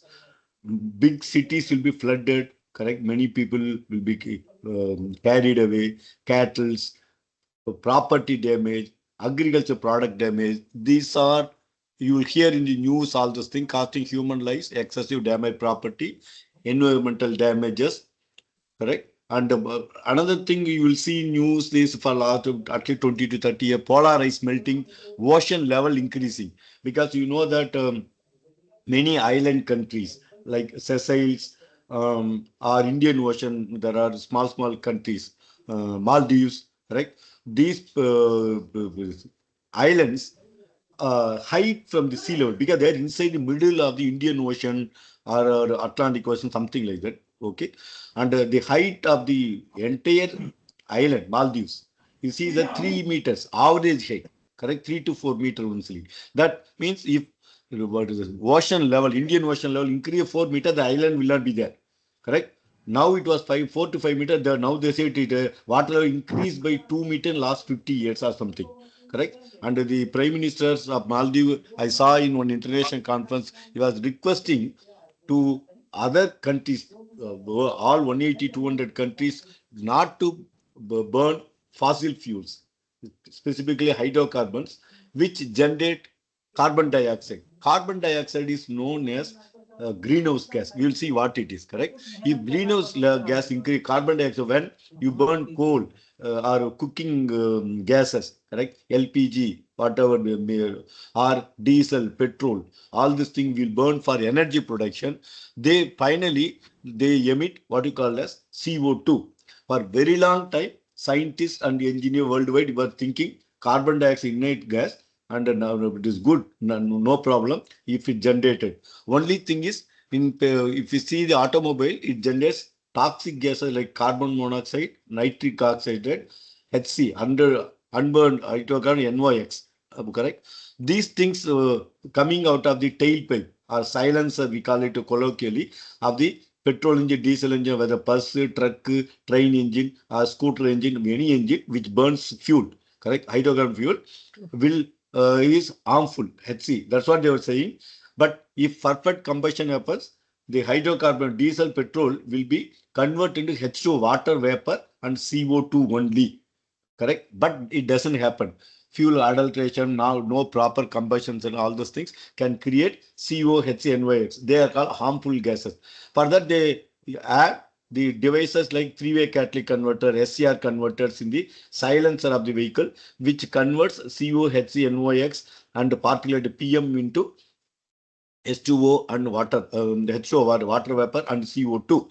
CO2, they said, but in 1970s and 80s, they found that some of the gases, correct, which produce, called as greenhouse gases, those gases are very harmful in long term because they increase the global environment or atmospheric temperature, average atmospheric temperature of the entire globe, not in one place. In Chennai, it may be 35 degree in the afternoon.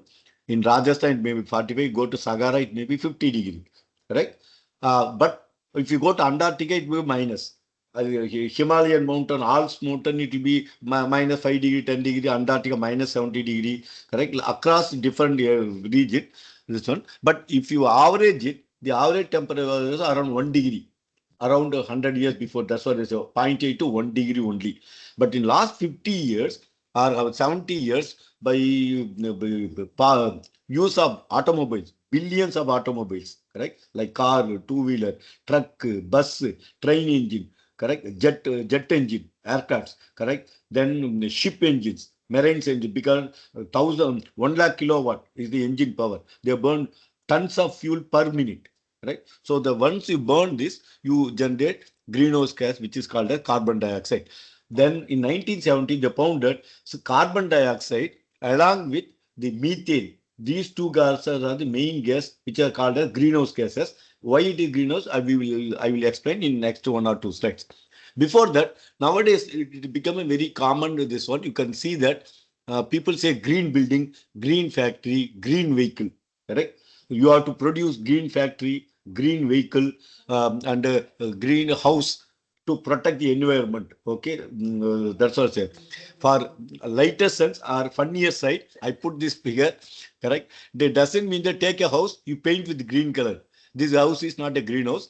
Take a factory, all the machines, pipes, all those painted to green color paint. This is not a green factory. Take a car, paint it with green color paint. It is these are all three are not green. Green building or green factory or green car. Then what is it called a green car or green factory or greenhouse? That means you are building which consumes less energy. Right? Even if it consumes the energy should be produced from non-conventional energy sources. What are that? Solar energy, wind energy, wave energy, or nuclear energy. Correct? These are called non-nuclear energy. If you produce electricity from that and use it for driving machines, motors, cars, electric cars, electric heater, electric cooker, all these things if you use, and that also the electrical energy should be generated from the non-conventional solar panel, wind energy, wind farm, all those things. But now the electricity worldwide, correct? We generate terawatts of power by burning coal or diesel or heavy oils in the thermal power station. Because if you see the electrical student go and ask any electrical friend, they will or a mechanical student who is talking thermal energy, the thermal power station which produce the electricity which is supplied to factory, houses, anywhere wherever the electricity, it can be running motor, bulbs, fans, air conditioner, fridge, big machineries. All these things are supplied with the AC voltage which you supply, we call grid supply. Where it is generated in power station. There are two type of power station. One is called hydroelectric power station. Second one thermal power station. Third one is nuclear power station. These are there for last 100 years or 200 years, in which the coal is burned to heat the water. Water is converted into steam. Steam will be supplied to a turbine. Turbine is rotated by the hot steam, which in turn drives the electrical generator. The electrical generator produces electricity which is supplied. So that means by burning coal or diesel or heavy oil in thermal power station, you are creating heat and steam. Steam drives the electric turbine, and the turbine which drives the electric generator which produces those electricity generated using by burning this what you call a hydrocarbon, coal, correct, and lignite and the heavy oil. All these things are called hydrocarbon because it contains carbon plus hydrogen molecules. These molecules are there in petrol, diesel, everything contains that only, right, including LPG gas, all those things. If you burn that, then the energy, electrical energy produces not as a green energy. Correct. So green energy or green electrical energy can be produced only using non-conventional, as I told previously, solar energy, wind energy, geothermal energy, wave energy. Correct. But in the worldwide, currently only 10% of the energy used by worldwide. I'm talking more than 200 countries, including America, China, India, Europe, Japan. All these places we are using electricity. Correct. Terawatts of all the 90% are generated thermal power station, which is not good. So if you are able to reduce the burning of the hydrocarbon fuels, whether in engine, petrol car, diesel car, truck, bus, and also power station, then you can reduce the production of CO2, which is called as greenhouse gas. Okay, what is the greenhouse? If the greenhouse is there in the atmosphere, what is the problem? Right? People ask, what is the problem? Tell me. Correct. So what are main greenhouse gases? There are 3 to 4 main gases. Main thing is a carbon dioxide in our atmosphere. Correct. Atmosphere from the ground, earth surface up to some 10 to 15 kilometers, called stratosphere. Correct. Stratosphere up to 10 to 15 kilometers something, or 20 kilometers from the earth surface anywhere in the world. That height is called as stratosphere. because you can see here shown here the Earth surface. I am putting my pointer, right? So this is called main atmosphere. This may be stratosphere, where the majority of air is there. Air contains 77% of nitrogen, 22% of oxygen, remaining 1 or 1% only is the all other gases, argon, carbon dioxide, methane, dust particle, everything is only that. Okay, that is what forms the atmosphere, we say is. This atmosphere temperature was 1 degree some 100 years before. After the invention of the industrial revolution, correct, like steam engines, after the diesel engine, petrol engine, gas turbines, which is used in different power production, all these things, we are producing billions of tons of carbon dioxide per day. And we are talking billions of tons by burning. So that means we are adding more and more carbon dioxide to the atmosphere. And so the percentage of carbon dioxide, sorry, it increases continuously. So that should be reduced. As I told you, there are main diseases. One is carbon dioxide, which is extremely sorry, which is 81%. Then 10%. I am talking in the atmosphere. You have 77% of nitrogen. 22% or 21% is the oxygen. Remaining 2%. That 2% again you convert to 10%. Out of that 81% is carbon dioxide. Methane is another gas. Again nitric oxide produced by engines are correct by IC engines, specifically diesel produced, and fluorinated gases are used in case of refrigerators. These are 4 gases primarily giving a lot of called greenhouse gases. They form 2% of the atmosphere. These gases were the main problem for greenhouse effect. What is a greenhouse? This is shown you symbolically what is greenhouse. You have sun, because greenhouse you will go and see for a hill station, or go to Bangalore in India. There are Lal Bagh, correct, a big park in which they wanted to grow nice flowers which can grow only in European country, correct? Low temperature. They are not tropical country, cold countries. We call Europe, Canada, all Japan, correct, or America. These places, these plants, roses, lilies, correct. There are many flower plantings. Are the color will be very bright. Even rose, if you see that in India, generally now we are bringing roses from other countries, plants, rose plants, and growing. And India, we'll see that we'll see rose color, correct? We call pink color only. But if you see rose from Australia, Canada, they go bright red color, correct? They'll be very bright red color, right? That color you won't get because of cold climate. So now if I want to grow those kind of special variety of roses, any other flowering plant, you put a building which is completely covered with glasses, not walls.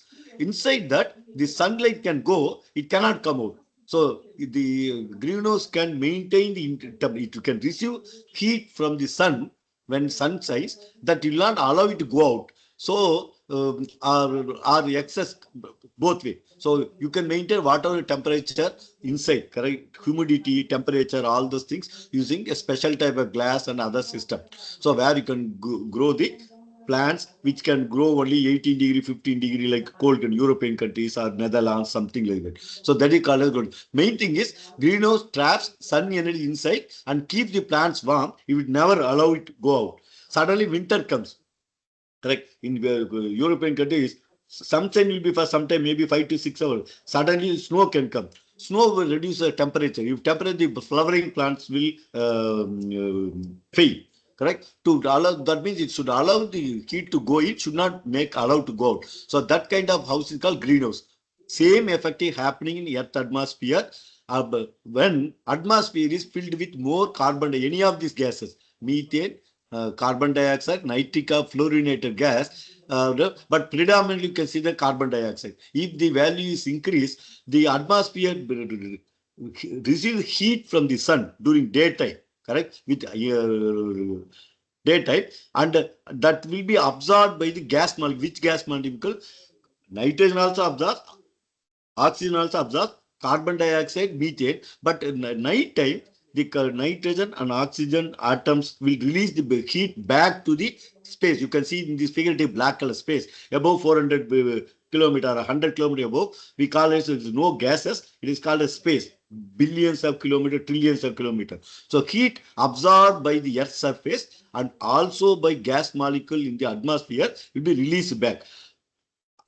Which gases? Mainly nitrogen, oxygen releases within night 12 hours. Again, by morning, temperature of the nitrogen gas. But carbon dioxide alone will not release all the heat back to the atmosphere. It is small. For example, temperature the whole day, the carbon dioxide receives 1 degree. The average temperature.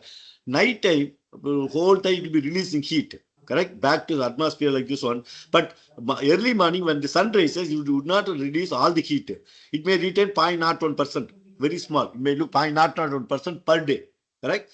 But every day, next day again gives heats up. So like that, slowly, 0.01%, 0.02, 0.03. Per year, it may increase 0.01. Correct? So for 10 years, it become more. Correct? I'm saying big number. Small, very small quantity, but heat is retained by the greenhouse gases. So the average atmospheric temperature, the Earth's surface increasing. Okay. If it increases, what is the problem? We know that greenhouse gases, they trap the heat from the sun and keep it inside the atmosphere. So average temperature Earth from 1 degree, now it is 1.8 degree or 1.9 degree within the last 100 years. Okay. Okay, fine. So little bit, only 1 degree to 1 point, what big thing happened? That's what you may think. Please note that around the world, you have cold places like Antarctica, correct? Himalayan high mountains. You what you call the ice glaciers. Antarctica has trillions of tons of ice, correct? Frozen ice for last 10,000 years. Even now it is there. Arctic also has Alps, correct? Then Himalaya, from where the Ganges River, which are Gangotri, Yamunotri, they are all glaciers, correct? Where the temperature less than 0 degree. We know that when water temperature reaches 0 degree below that, immediately water freezes, produces ice, correct? So that is what happens in Antarctica. Temperatures throughout the year, it is around 60 degree, 70 degree.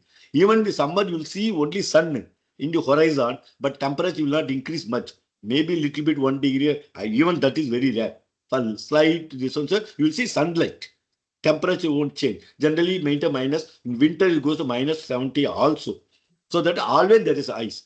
But if average temperature atmosphere, because hot air from the Sahara Desert or any other place, it will be circulated over the Antarctica also. The cold air comes from Antarctica, hot air from the tropical, they mix. Then the temperature of the Antarctica is coming down in summertime. Correct? So if temperature of this atmosphere increases above 0 degree, immediately ice melts. So that is what we'll say the Antarctica ice shelves. Correct? Glaciers are melting, releasing billions of liters of water every year. Correct? So the thickness of the glaciers ice sheet, which was 5-kilometer thickness in Antarctica, is now reduced to 4-kilometer thickness. The top layer is already melted. Where it goes, it comes to Indian Ocean, Pacific Ocean, Atlantic Ocean. So the ocean water level increases because of the global warming. Correct? That is because of primarily the greenhouse gases. So greenhouse gases, generally there are 2 greenhouse gases. All 3 are created generally by humans. Correct?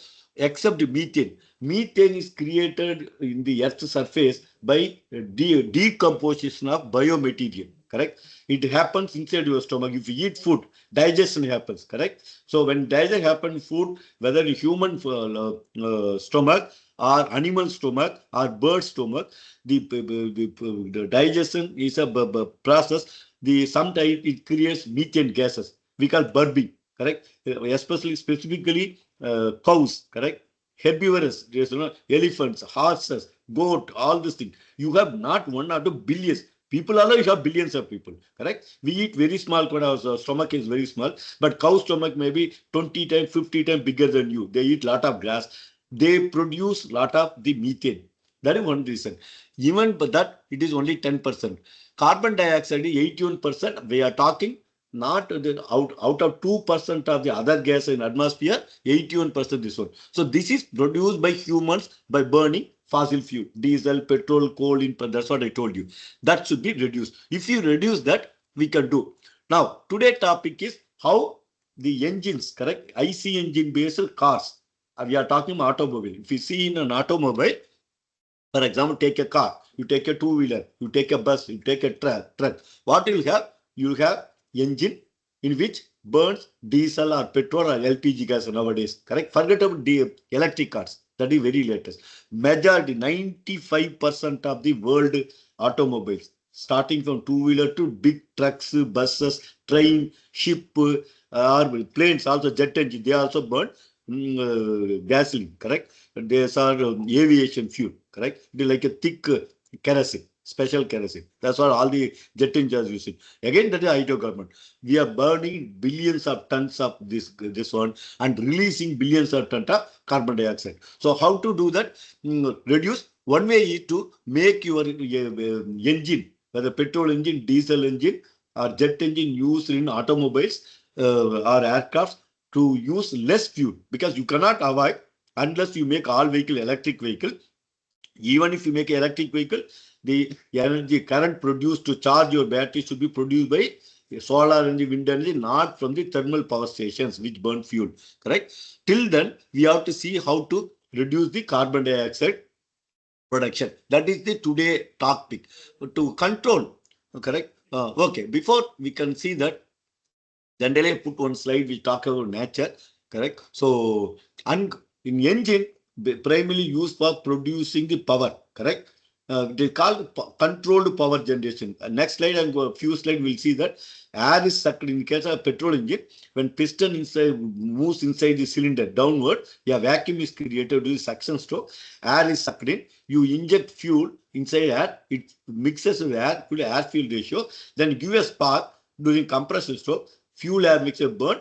High pressure is created because high temperature. Piston push down power stroke, which is connected to crankshaft and also connected to wheel through gearbox. So vehicles start moving, carrying people or passengers. That is how automobile is working.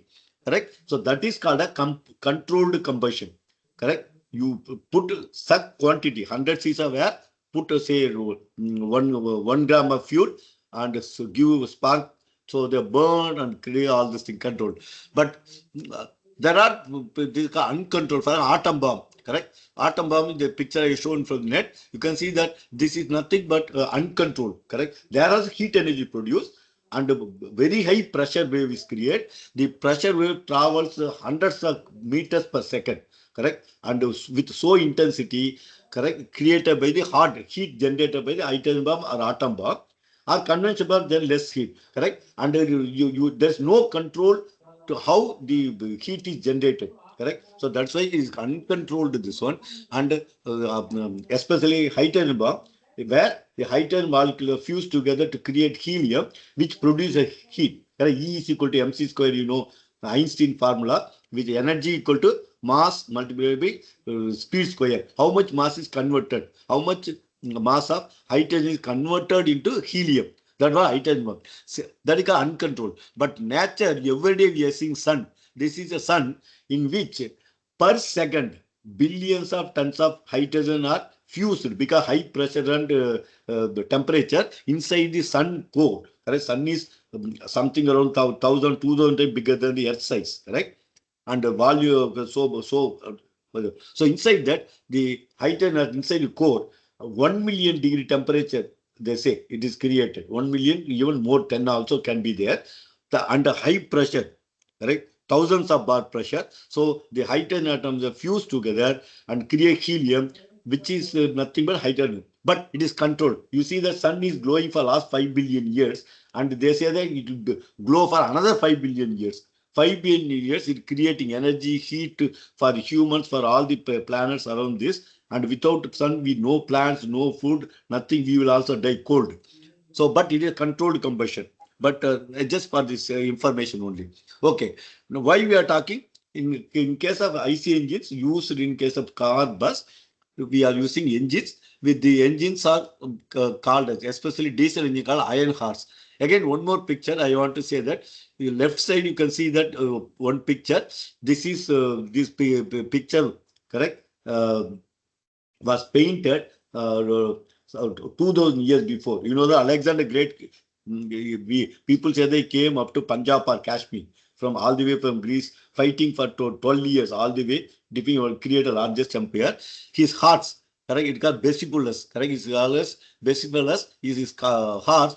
He got it as a gift from his father, and it was with him. He will always ride only in this horse.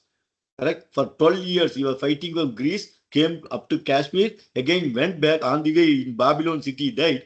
It took around 12 years with a 40,000 soldiers, and this one, he was fighting, defeating many empires, correct? Persian empires, like that, many Egyptian empires, all these things. And he was always riding only this. His name is called Besibulus, but equal diesel engine also called iron horse. It is not just for the sake, correct? So, iron horse. What iron horse? Diesel engine. What it is that the iron horse, the diesel engine, what it does? It burns air and diesel fuel mixture and creates torque, correct? And converts into CO2 and H2O if perfect combustion. Apart from that, if sometimes the combustion temperature, combustion chamber is more than 1000 degrees inside the engine. Right? So this is called a combustion chamber. Inside the combustion chamber, when air is compressed, it goes to around 250-degree diesel engine. Then you spray the diesel fuel, correct? Choosing injector, that fuel will mix with the air and burn and pushes the piston down, and through connecting rod produce a torque which drives the vehicle, correct? So now reducing utilization of fossil fuels is very important. Diesel engine, utilization, quantity of you used for driving your vehicle per kilometer, we say mileage, correct? So we say that if I put 1 liter diesel for a diesel engine car, correct? Maybe Maruti this year, correct? So we say the 1000 cc diesel engine. And with 1 liter diesel, it may drive for 22 kilometers. If we say another one, 1 liter, the engine is bigger size, with 1 liter, it may go only 15 kilometers. Generally, we want to have higher mileage, correct? So that means if higher mileage means the amount of the fossil fuel burn or diesel burn will become lesser. So we are reducing utilization diesel. So iron ores, which are the diesel engine, the fuel supplied fuel quantity and air should be controlled such that no fuel is wasted. All the fuel is burnt and converted in heat, which in turn produces a torque and comes as a in tailpipe as a H2O and water, H2O and CO2. Reduction in paint emission. What is this one? Particulate matter and NOx. NOx means nitric oxide. That should be stopped. And customer satisfaction. If you want to buy a car, what do you look for? You want to buy a car which has higher mileage, correct? And more torque. More torque means it can accelerate better. And that's what you do. So, and also less tailpipe emission, because nowadays we have Bharat for 6 norms. Government of India says that all the vehicle produced in automobile, whether correct, car, bus, truck, it should follow Bharatna, where NOx, nitric oxide should be less, particulate matter we call PM, which looks like black smoke, we call it. That should be less. Modern to this one, we are using what we call CRD engine, common rail diesel injection. We can do that. So customer satisfaction has to be done.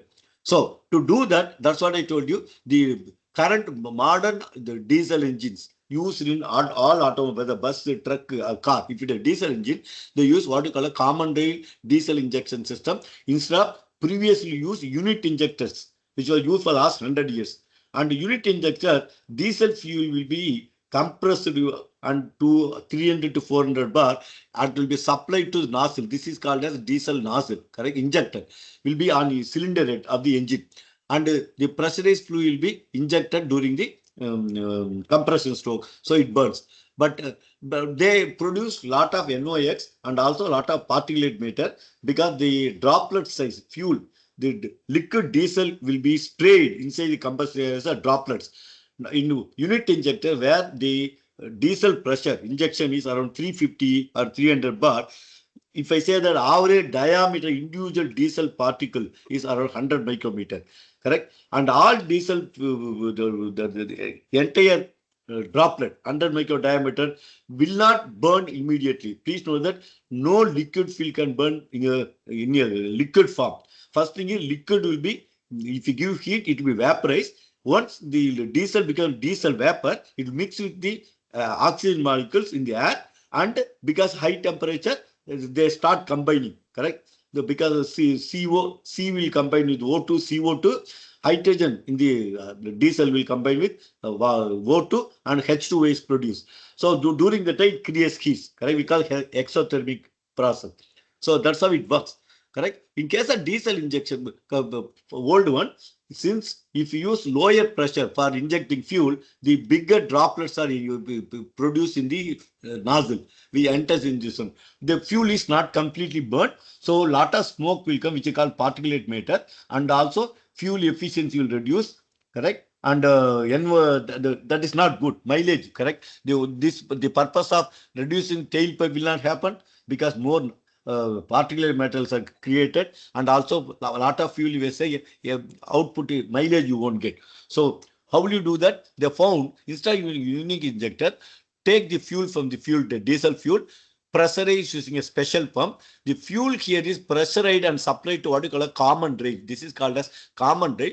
This rail is a long tube which can withstand up to 1500 bar. In case of unit injector is a 300 bar. Here this pump, correct, sucks the fuel through filter. It comes and it produces pressurized fuel, stores in a bigger pipe which is called as common rail. Please see that from the common rail, if it is a multi-cylinder engine, this is a 4-cylinder engine. You can see that means 4 injectors. Each injector will be connected to the diesel common rail, and whenever the fuel needs to be injected, we call it ECU. This is electronic small computer which will give a control command to open the injector. So the fuel will be injected in appropriate cylinder. So since we are injecting fuel from 1500 bar common rail where fuel is stored, diesel, and injected, the diesel particulate size will be 10 micrometer to 20 micrometer, which is much smaller compared to 100 micrometer unit injector where this one. So if the droplet size is small, the fuel will evaporate easily. All fuel will be, you will get less carbon particle or particulate matter in the diesel engines. So modern diesel engine using CRDA engine, so it uses a lot of electronics and a lot of sensors, correct? Fuel pressure sensor, common rate, pressure limiter, correct? And finally, there is an engine speed sensor. Depending on engine speed, the fuel should be injected, correct? We call throttle position sensor like that are all there. So we use a lot of sensors, and actuators are nothing but this diesel injected. Actuator controlled by ECU, it receives input from the pressure sensor, all those things, and as per the, you write a program, store it inside the ECU by the manufacturer of the car, so that it controls the fuel quantity depending on the vehicle speed and throttle, this one, right? That's how it works. So the key factor in controlling diesel engine, whether it is CRDA engine, how it controls, important factor, decides the amount of torque produced and the vehicle speed and fuel consumption. Controlled way how to do. Main are fuel pressure. What is the pressure of the fuel which is injected inside? Higher the fuel pressure, like common rail 1500 bar, better, we say atomization of fuel, they will say, technical term, correct? So that fuel will evaporate, burn completely inside. And the shape of the fuel injector, correct? Fuel is injected as a cone. Wider the cone, so the fuel will mix easily within the air inside the combustion chamber, correct? So that also matters. And the timing, when you are injecting fuel, whether you enter the compression stroke you have to inject, whether how many degrees before TDC you have to inject, they call startup injection, will say. That decides this one. So that should be controlled. That is the job of this ECU, electronic control unit, what you are seeing. Okay. Fine. So in common diesel, apart from the what you got multiple injections. Instead of injecting all the fuel in one time, in the modern common injections, they have multiple points. Okay, you can see a pilot, you can see green color, top one is fuel. Fuel is injected 5 times. Correct. If I want to inject 10 ml of fuel in one time for each cycle of engine, I may inject 2 pilot, I may inject for 2 ml. Correct. Next after some time inject another 2, 4. And the main injection, I may inject something around 3.5. Then after injection and post injection. So your 10 cc will be injected say for example 1.5 cc, 1.5 cc, 4 cc, another 4 cc, and another 1.5 cc. So totally it will be this one. So entire fuel is injected within the compression stroke of the diesel engine, but not as one. Old injector used to inject all this thing in one time. Okay, but this modern injector, they inject multiple times. Advantage is, in diesel engine, they call what you call a combustion noise, diesel combustion noise. That will be reduced considerably. All fuel will mix and uniform combustion happens, best mileage and best torque production, less NOx and this one production, all are achieved by multiple injection in CRDI engine. Okay.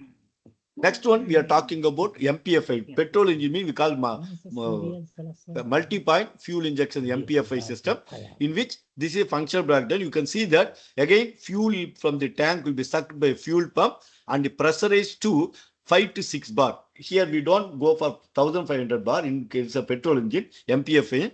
We will pressurize only up to 5 to 6 bar, and any dust will be filtered by filter. Fuel goes through this and finally it is given to this injector, correct? The pressurized fuel here, pressure is only 5 to 6 bar. Now, in petrol engine, we need that when the piston goes down, a vacuum is created, this inlet valve opens, air from atmosphere will be sucked in. Amount of air going is controlled by throttle valve. This is called throttle valve. So it goes inside the combustion chamber. While air is going inside the combustion chamber through the inlet manifold, the pipe is called inlet manifold. Depending on how much air went in, you inject the fuel by opening the injector for 1 millisecond, 2 millisecond, 4 millisecond, which is called pulse width modulation. Who is doing that? That is done by again electronic ECU, electronic control unit. This the ECU should inject right quantity of fuel, depends on how much mass of the air sucked into the suction stroke. That is measured using different types of sensor, correct? TPS sensor, correct? Air mass sensors, like different sensors are there. Using that, the ECU will compute how much mass of the air went in, right? During suction stroke, accordingly, fuel will be injected. Correct? The right quantity to maintain required air flow. For example, 14:1, 15:1, 14.7:1 called stoichiometric, or 17:1 called lean mixture, depending upon whether you want more mileage, more acceleration, or the based on that. Already your program ECU measures. They are using a lot of sensors and control the fuel quantity so that all the fuel is burned. So mileage improves, more torque is created, better acceleration, less emission. That is what electron, correct? So these the petrol engine comes this one.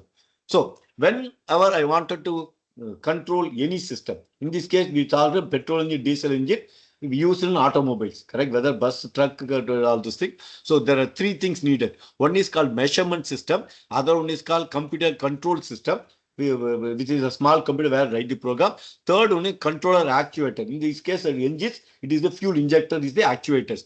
These three are forms trinity of control system. Generally, we say the religious, correct? In Hinduism, we say Brahma, Vishnu, Shiva, correct? Creator, destroyer, and protector. Vishnu is a protector, Brahma is creator, that's what they'll say. Similarly, in Christianity also, they say that Father, Jesus, Father, Son, and Ghost.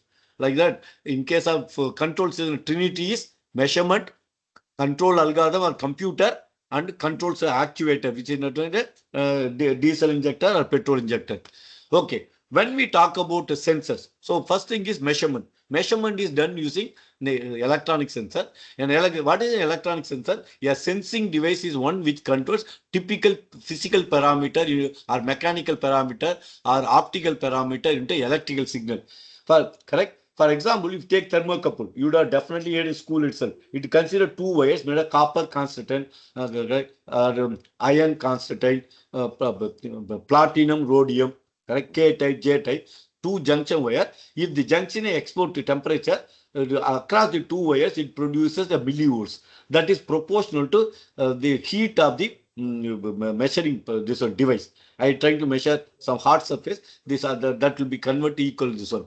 So that device converts the heat energy of the hard surface into electrical signal. So a device which converts one form of energy another form is called sensor if it is used for measurement system. Similarly, when sensor is doing measuring, to measure any parameter, sensor will consume some energy of the system. That is called a loading effect. Generally, it is unwanted, but you cannot avoid. Without consuming any energy, sensor will not produce electrical signal. For example, thermocouple. It takes some result. A good sensor design such that loading effect minimal. So this is what you. So now nowadays you have. Hello, somebody is talking. It is a disturbance. Please stop it. Okay, smart sensor integrated. So the electronic sensor can be classified, modern electronic sensor can be classified as resistant change, example, strain gauge, resistant temperature, RTD, capacitive sensor, displacement sensor, angle measuring sensors. These are used in automobile. That's why I'm talking. Correct. So strain gauge is used in automobiles to measure any pressure or load acting on the engine or engine body. Correct. So if too much vibration happens, correct, that can be measured using the strain gauges or accelerometers. Correct. Temperature measuring using RTD sensor. Exhaust temperature, engine temperature, coolant temperature we are using. Capacitive type angle measurement sensor using a throttle position sensor. Or we can use, for example, carbon type. Correct. Resistive type is TPS sensors. Then inductance sensor used for measuring the engine RPM. Correct. Piezoelectric sensor used for in-cylinder pressure measurement or knocking in the engine. And accelerometer, all these things. Thermoelastic, thermocouple used for measuring various parameters of automobile, correct? Engine, exhaust, all those things to control such that this one. So in engine, automobile, we use many sensors like engine speed sensor, throttle position sensor, manifold pressure sensor, map sensor, manifold air pressure, lambda sensors, inlet engine temperature, coolant temperature, crank angle, Hall effect. Now, there may be others. I am giving majority used. These are sensors used. Okay. Most important parameters used in sensor is the fuel quantity should be complete. How much fuel you injected should be controlled based on how much of air was sucked inside the engine during a suction stroke. For that, you can use RPM sensor, engine RPM sensor, or a MAP sensor, MAP sensor, or mass air sensor, or the TPS, or throttle position sensor, or cam position. Generally, these sensors will be used to measure amount of the air sucked inside the engine. So the fuel to be injected will be controlled by the ECU. So the speed sensor, I said for speed sensor. This is shows a typical inductive speed sensor. You can see that it consists of a small permanent magnet, then a one pole piece. Over it, there are electrical wire, coil. Correct? The coils are brought out. Now, since there's a small magnet, permanent magnet, it produces a magnetic flux which goes from north pole to south pole, which will be around this place. Now, if a gear is attached to engine, and you want to measure engine speed, a gear is attached. Whenever a tooth comes near, the sensor will produce one pulse.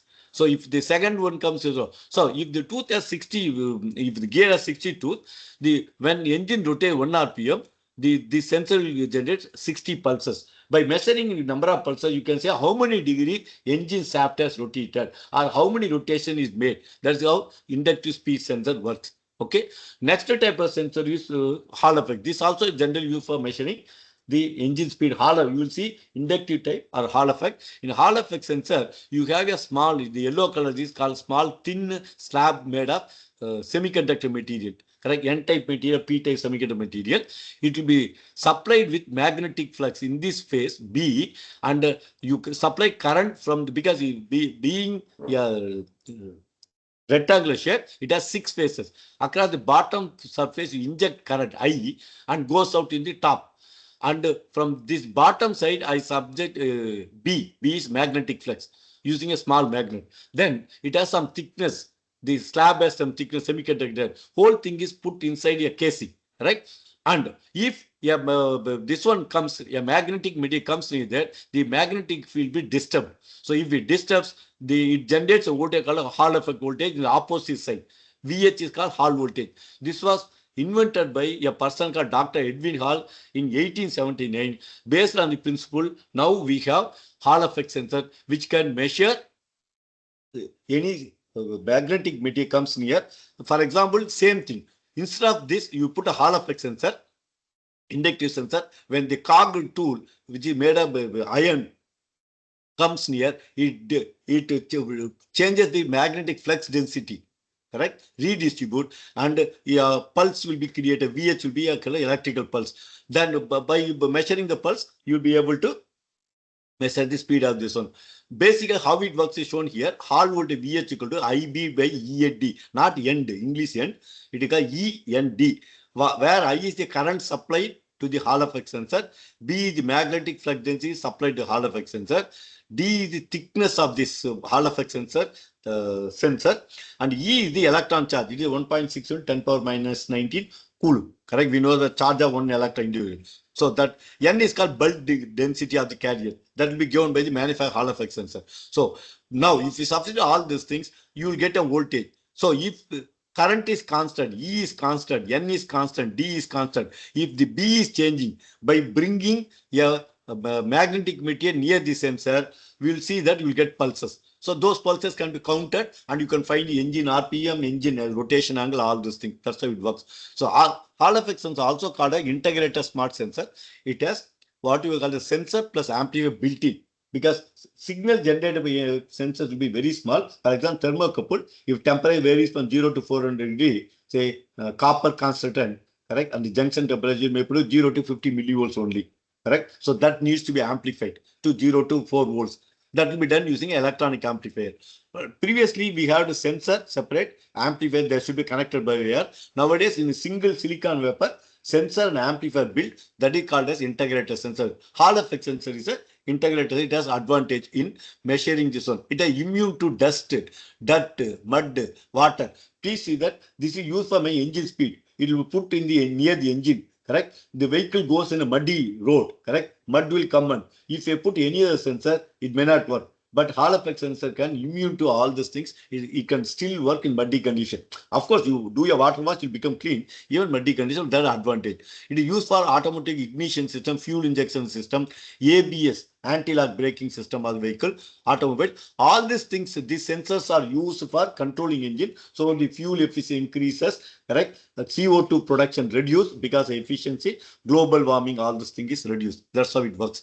So another sensor is called the TPS sensor, throttle position, nothing but it is a potentiometer. But you know the potentiometer is a 3-terminal device. Between terminal 1 and 3 gives 5 volts. The terminal 3 is called as moving this one. When this potentiometer shaft is attached to the throttle pedal, when driver presses this one, this generate 0 to 5 volts. That 0 to 5 volts will be given to the ECU, engine control unit. When throttle is in ideal condition, so the output of throttle position will be 0. When throttle is pressed fully, 10% throttle will give 5 volts. In between, accordingly give. This voltage will be measured by ECU, and from this, it knows where how much air is going in. So it can inject right fuel, quantity of fuel, which is already programmed by the engine manufacturer, car manufacturer.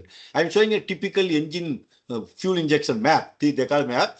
One side you can say RPM, 1000 RPM, 2000 RPM, 3000 RPM, engine speed, and throttle 20%, 40%, 60, 80. Sorry, this should be 60, 80. And so you create a two-dimensional map by connecting your engine with a dynamometer and controlling the fuel quantity by opening and closing injector. Correct. So you can see 2.76, 2.92, 3. So as throttle increases, this is called as injector opening time in millisecond. Correct. This is my PhD work, which I did some 20 years before. Correct. I made a indigenous fuel injection system for motorcycle. That time, Indian company, no company was making. I made and tested. That's my PhD work. I created map. For different RPM, for different fuel, I open injector so that right quantity of fuel is injected, more torque without wasting. 2.76 millisecond, 1000 RPM, 20%. Same 1000 RPM, 40% throttle opening, 2.92 million more fuel is injected. If they have 60% opening, 1000, I inject 3 like this. I create this map, store inside the ECU. I told you vehicle ECU. Inside that, the map will be stored. Correct. So we have the ECU. This ECU, which is a small computer.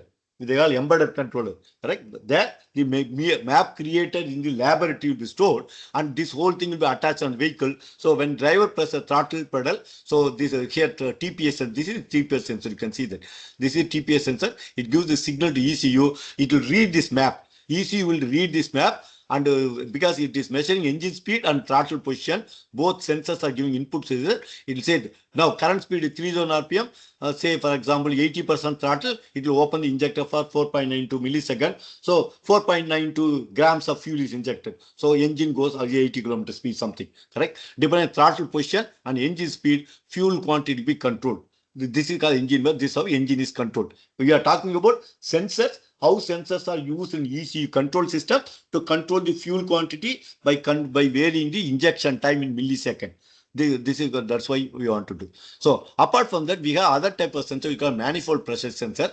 When vehicles are moving in a plain road, for example, if you press the throttle by 50%, according to this, you can see that I say that 80%, 60%. Please, it is not 16, it should be 60. 60% throttle open, engine is running. For example, I'm driving a scooter or my car. Correct? Car is, I'm talking single cylinder. It has 4 cylinder, 1 cylinder. 60% throttle, engine is running. Using this one, you will see the 4.2 millisecond will be the injector opening. So 4.2 grams of fuel is injected or milligrams of fuel is injected per cycle. Okay, that happens. Now, if the vehicle was going plain road, suddenly a bridge comes. That means vehicle goes over the bridge, inclination. When vehicle goes on a steep, this one, the gravitation is pulling down the vehicle. So the engine has to produce more torque. That means you have to compensate. You have to add additional instead of 4.2 millisecond, you have to give maybe 5.9 millisecond. If the gradient of the bridge is say 30 degree, correct? How it knows? The gradient or how much fuel injected, that for that only you use manifold observable pressure sensor, which is attached near the inlet manifold of the engine. So it measures what is the air pressure at the inlet. Generally it will be vacuum. It will be 1 bar normally. When engine will start running, as load increases, it will become 0.9, 0.8, 0.6, something like that. It will vary. It will never become 0. Pure vacuum, it may vary some point.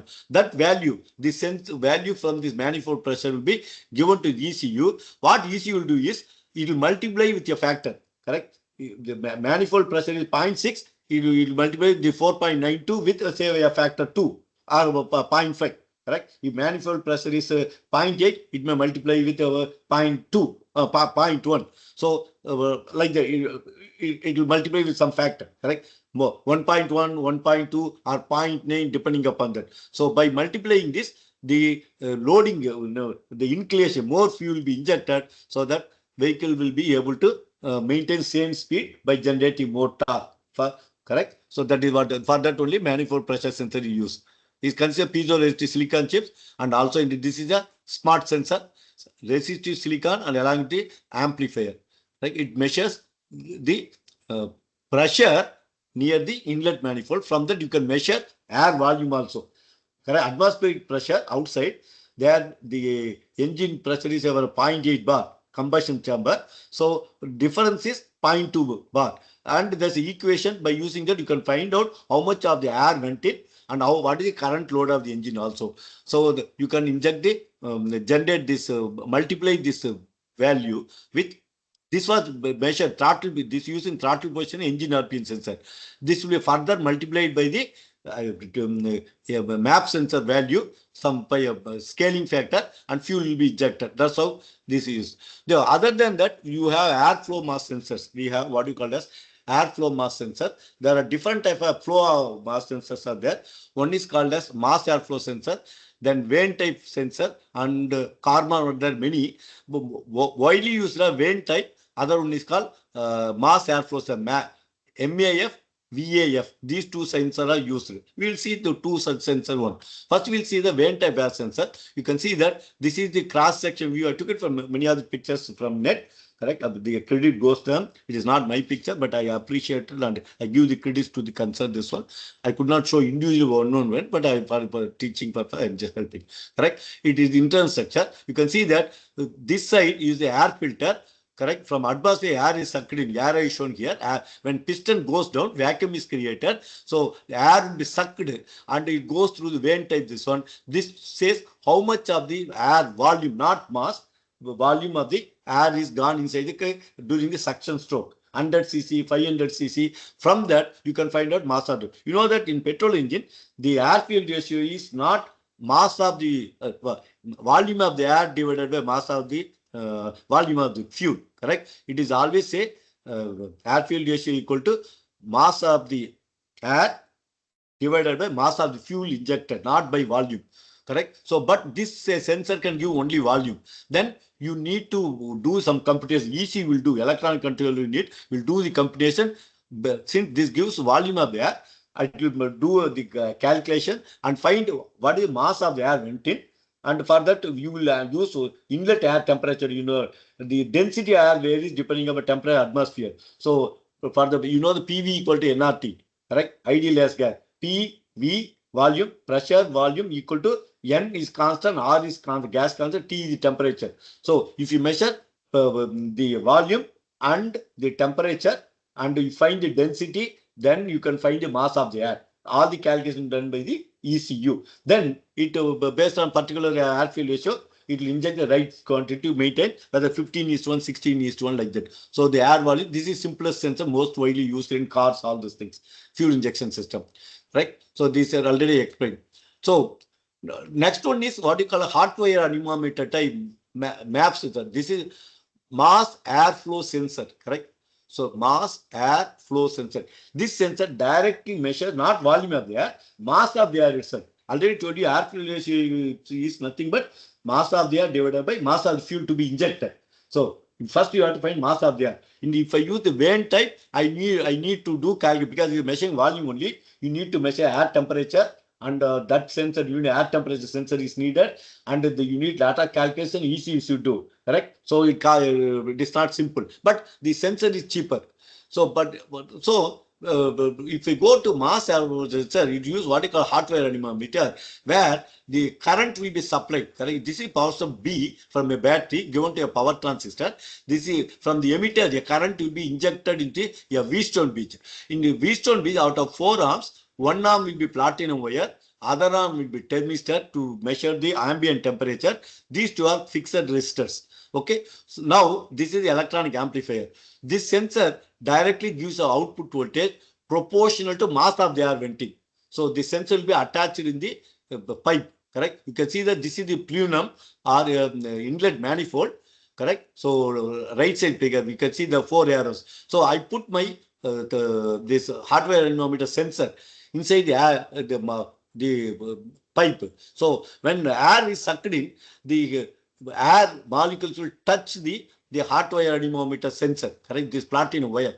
Generally, what happens? This power transistor will supply some fixed current, for example, 100 milliamps. So the temperature of the hot wire will become, that's why it's called hot wire, maybe 200 degree, correct? You supply say 20 milliamps, this wire will be heated to 200 degrees centigrade when there's no air is flowing. Now, the engine goes down, piston going down, air is sucked in. When that means the mass of the air will come and cool the hot wire anemometer, which is sold as RH, resistance of hot wire.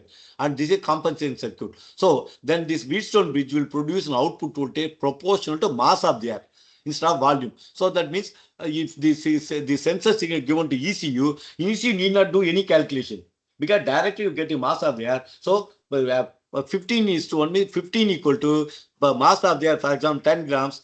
Okay, then what are the fuel should be 15 divided by 10 will be 1.5 grams. That should be the fuel should be injected. So that's why this is best. But the problem is the hardware anemometer is 20 times costlier compared to the Vane type other TPS sensors, which can use for measuring the volume of the air. But you need to measure temperature and do some calculation. But nowadays microcontroller powerful, so you can do it.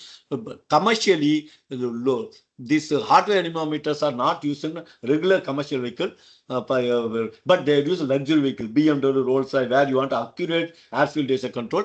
This sensor, because car cost is 1 crore, this sensor may be 20,000, no problem, correct? It will be 0.1%, no problem. But if you say Maruti 800, sensor is 20,000, car price is 4 lakh, the cost will increase of 2 to 3, who will buy, correct? So they don't use hardware, but this is best. Okay, already I explained how it works. Okay, air intake. So then engine coolant temperature, air intake temperature, another sensor used. Generally they use the thermocouple. Generally they use thermistors. Commercially they use thermistor. Another sensor. It measures the amount of the air temperature which is going inside. If you are using Vane type sensor or throttle position which measure volume of air only, because you need to compute the mass of the air using PV equal to nRT and multiplying with the density, all those things. So that means you need to measure temperature in addition to measuring the volume. Then we need 2 sensors, air volume sensor like Vane type air volume sensor and also thermistor which measures the temperature inlet air. So using that you can show thermistor nothing but made up oxides of cobalt, nickel or bismuth, and they are negative temperature coefficient. That means here, because this is resistor, correct? It is made a thermistor resistor. If you measure, for example, resistor 100 ohms at 0 degree, correct? If we increase temperature 10 degree, it will become 110 ohms, correct? If you increase to this one, it will generally happen. But in case of thermistors, which is called negative temperature, there are two types, positive temperature, negative. Majority are negative temperature. If you increase the temperature from 0 to 10 degree, for 100 ohms, it will become 90 ohms. For example, in that reduce so much, understand I told. If I make it 20 degree, it make it 80 ohms. Correct. So that is why when temperature measured is increasing, this thermistor will give. Anyhow, this thermistor use and the output is connected ECU, which so that the PV equal to nRT equation will be solved. You need temperature, which is given by thermistor. Volume of the air V is given by the vane type, this one, or TPS sensor. So using all of the parameter, you can compute mass of the air, then inject the right quantity. That's what you do. Then third type of sensor used is the fifth type that used in engine is engine coolant temperature. Because you know that the engine, when the engine is running, and because combustion time 800 degree, 1000, when engine continues run with full load, engine get very hot. Correct? If temperature become hot, the engine piston will cease, expand too much, and it cease, engine will stop moving. Correct? You need to cool the engine. Generally, you can water. Small engine means air cooled engine. Bigger engine means 4-cylinder, 3-cylinder, water cooled. So you need to measure the water temperature. For that, you use again thermistor or thermocouple will be used to measure the temperature. Hello? Yes, please. Yes, please. Sorry. Hello. Somebody called for what? You carry Okay. on, sir, please. Okay, so the thermistor will measure the engine coolant temperature. Accordingly, the radiator fan will be speed will be increased, decreased, so that engine doesn't cheat. So this is another sensor. Whole thing is to see that engine runs continuously, but the engine temperature doesn't give engine vehicle won't cease. So you get best engine performance. Correct? Engine cool temperature is this. Then you have another sensor called lambda sensor.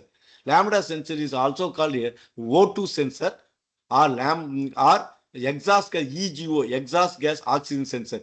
This sensor is used to measure current air-fuel ratio at which engine is running. Correct? We know that nowadays engine is run using what is closed loop control. I will show the picture, then you'll understand. There are two types of lambda sensor. One is called a binary sensor, which can detect whether air-fuel ratio is stoichiometric or not, whether rich or lean. Other one is called wideband or linear sensor. It can measure what is current air, whether 10 is to 1, 11 is to 1, 12 is to 1, up to 20 is to 1. It can give the exact value, proportional voltage signal give. Binary sensor will give 0 volts or 1 volts. If stoichiometric value, rich mixture, which is richer than the stoichiometric, 14.7 is to 1, it gives some voltage. This one.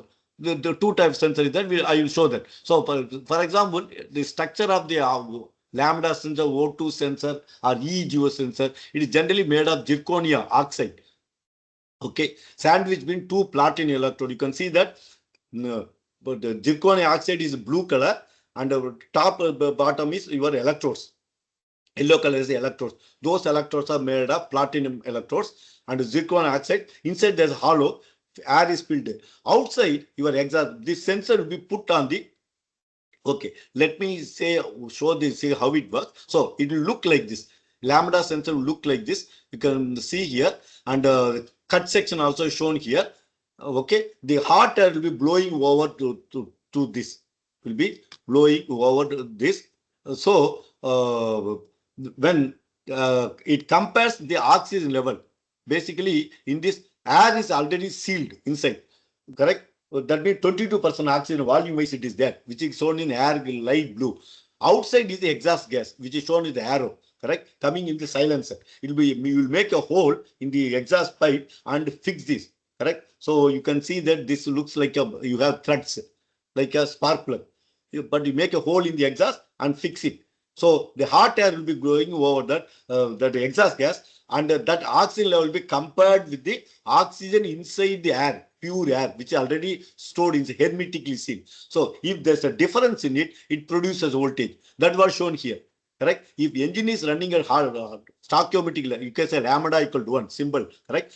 The mid position 1.0. Correct? That is called stoichiometric air fuel. 14.7 is to petrol engine. The sensor will left side vertical axis in millivolts. It will give 450 millivolts. If actual air fuel is at lean, correct? That is 15 is to 1, 16 is 71. Right side, we say 1.1, 1.2, correct? So you can see the output voltage become 0 or 50 millivolts. we can consider 0. Instead of that, rich, correct, 0.8, 0.8, that's 13:1, 14:1, 12:1. On the left side, you can see the output will become 850 million 1 volt. So that's why they call binary sensor. It can detect whether lead or rich. This will be put on the exhaust cell. Then control can be done. We call it lambda sensor, correct? Or EEGO sensor, exhaust gas oxygen sensor, to maintain. EMS means engine management system. We saw that fuel injection system is a small computer embedded system, for which you can see here this is engine management system. Lambda sensor is put engine, correct? Right side fuel and air is sucked in, correct? Fuel induction system, which is the fuel injection system, and fuel is mixed with air and goes inside the engine. Inside that burns, the hot gases are coming out. There you put the lambda sensor. Signal from lambda sensor given to engine ECU. It measures whether engine is rich or lean, so that by controlling fuel quantity, the engine EMS will maintain the air fuel ratio at a stoichiometric. Then the stoichiometric, that means it has CO, NO, HC gases, which are unwanted. That will be converted into H2O, CO2 and water vapor by the three-way catalytic converter, which is put on the silencer. You will see a bulge in the scooter engine or car engine before the final exhaust gas comes out. Inside that only three-way catalytic converter is there. Its job is to convert the CO, HC, NOx, which are harmful gases, into CO2, H2O and water vapor. So that means engine will run clean. Atmospheric temperature, no, harmful gas will not come. But however, the three-way catalytic converter cannot do anything with CO2. It converts CO, carbon monoxide, toxic gas, into CO2, but by controlling fuel quantity only, or making engine efficient at each and every throttle by generating proper this one, we can control the fuel quantity. So that's how it works. Catalytic converter working, how it works is that. So now, if you are running the engine with catalytic converter, you need to maintain stoichiometric air curve, which is shown here equal to 1.0. You can see that a small band is shown in the middle, correct? That time only the catalytic converter will convert HC, CO, HC gases into CO2, H2O and N2. So it cleans. So that's what is shown here. Apart from that, you will see what you call the optical crank angle sensor. Correct, optical crank angle encoder attached to the engine's crankshaft, which measures the crank angle of the engine, so that at right time you give the spark under the fuel injection opening. In case of petrol engine, in case of diesel engine, there is no spark. The diesel injector will be opened and closed during the compression stroke. For that, they use optical crank angle. It produces two square pulses. You can see that. One measure angle, other one's a trigger signal, and these two signals will given to ECU. Using the signal, the engine ECU knows where the current position of piston, whether it is suction stroke or compression stroke or power stroke, exhaust stroke. Accordingly, fuel will be injected, inlet valve will open, outlet valve will be open, all this thing will be done. Okay. Then another is what you call electronic throttle. Modern car, if you buy BMW, Honda City, correct, Mercedes, all these things, high-end cars, you have what you call electronic throttle control, in which you press the driver press the throttle position. TPS sensor is there, which is given to engine. The ECM, which electronic control module, correct, is given to that, and the throttle is controlled using a servo motor. Amount of air going inside will be controlled, so that the required air-fuel ratio is maintained. This is called electronic throttle control, modern vehicle. So the use of a control system, correct, using sensors. That's what we are topic. We have seen it. So advantage of IC engine, ETs is the throttle action is done very correctly by opening the right way. The optimized air is supplied to the engine, so that the harmful exhaust gas will be kept minimum. What is harmful? CO, HC, NOx will be reduced, and you get a good drivability, that means good acceleration and an all condition, correct? You want to go highway condition, all these things, you will get good drivability. Coupling electronic throttle action, adaptive cruise control system is there, traction control system, ideal speed, all these things requires ETC. For to implement all these things, if you go to the Mercedes-Benz showroom, they will tell, this car, why it is costing 70 lakh, 50 lakh. They say it got adaptive cruise control, traction control, idle control, vehicle stability control. All these things you will not get Maruti 800, Alto, or small cars with less than 10 lakhs or 15 lakhs. If you go to high end, this control. For this, you need the electronic throttle control. Electronic, so it can respond. All this thing can be done. It eliminates mechanical elements. Cable, all these things are not needed. All the control is done by electrical signal. Only wires will be there. Wires doesn't cost much. It does not have vehicle, easy to maintain. Then greater accuracy to improve drivability. If you press accelerator, BMW car immediately accelerate. Correct. But if you buy low car which doesn't have this kind of ETC, it won't respond. For that's why better acceleration, overtaking, all this. That's why it calls sports car. But you have to pay a lot of money which uses ETC. Correct. So the fuel again. This is about the fuel injector. There are conventional fuel injector called electromagnetic type, and next one is called as piezoelectric injector. Instead of using the conventional electromagnet, they use piezoelectric crystals. You can see that right side use a piezoelectric crystal at the nozzle, right? So you give voltage to that. The ECU gives the electric pulse, and when you give it deforms and open the injector.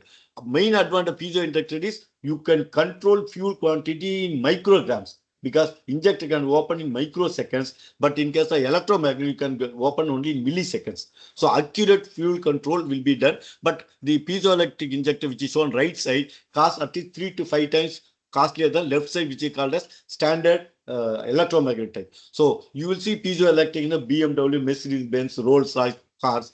Okay, because 600 means 6 injector itself costs around 1 lakh. Correct. But if you put that much of this one to Alto, Desire, Honda, 10 to 50, not possible. They use standard this one. That's what I want to say. Piezoelectric, I already told you how it works. So main thing is this is Delphi. Correct. One company called Delphi, American company. They are making the piezoelectric injector. You can see that how the fuel is injected. Correct. When injector opens, 0 microsecond, just inject. You can see there are 6 nozzles holes. Correct. Fuel is just coming. They use a high-speed camera. After 100 micros, the fuel jet is coming out. After 200, it is spread wide. 300 micros, you can see that. Like that, it can do. This is in the direct injection using top one. Correct? Top one is on 0, 100, 200, all those things. You can see that this is using the piezoelectric. Bottom one is using hydraulic injector. You can see that this fuel, what you call a spray cone pattern, is not good. Top one is better. That is advantage using that. Already we talk. Apart from that, some cars will be using, specifically diesel cars, if the combustion temperature is higher than 1000 degrees inside the combustion chamber, it produces a lot of NOx, nitric oxides. Correct. So that means you have to reduce the combustion temperature. One way to do is what you call a exhaust gas recirculation. I'll show the figure, you will understand. Correct. Basically, the EGR system, you can see here from the engine, exhaust gas is coming in red color. You can see that. Correct. Intercooler, air filter, and enters the left side, blue color. Correct. Inlet valve, exhaust gas is shown in right. It comes out. That is driving your turbocharger to suck more air. Finally, the exhaust gas is coming downward to exhaust gas. You can say catalytic converter or particulate matter. All this thing is there. Then some amount of the exhaust gas, which is inert gas itself, will be sucked by EGR cooler, and it is supplied as a inlet because the EGR throttle valve.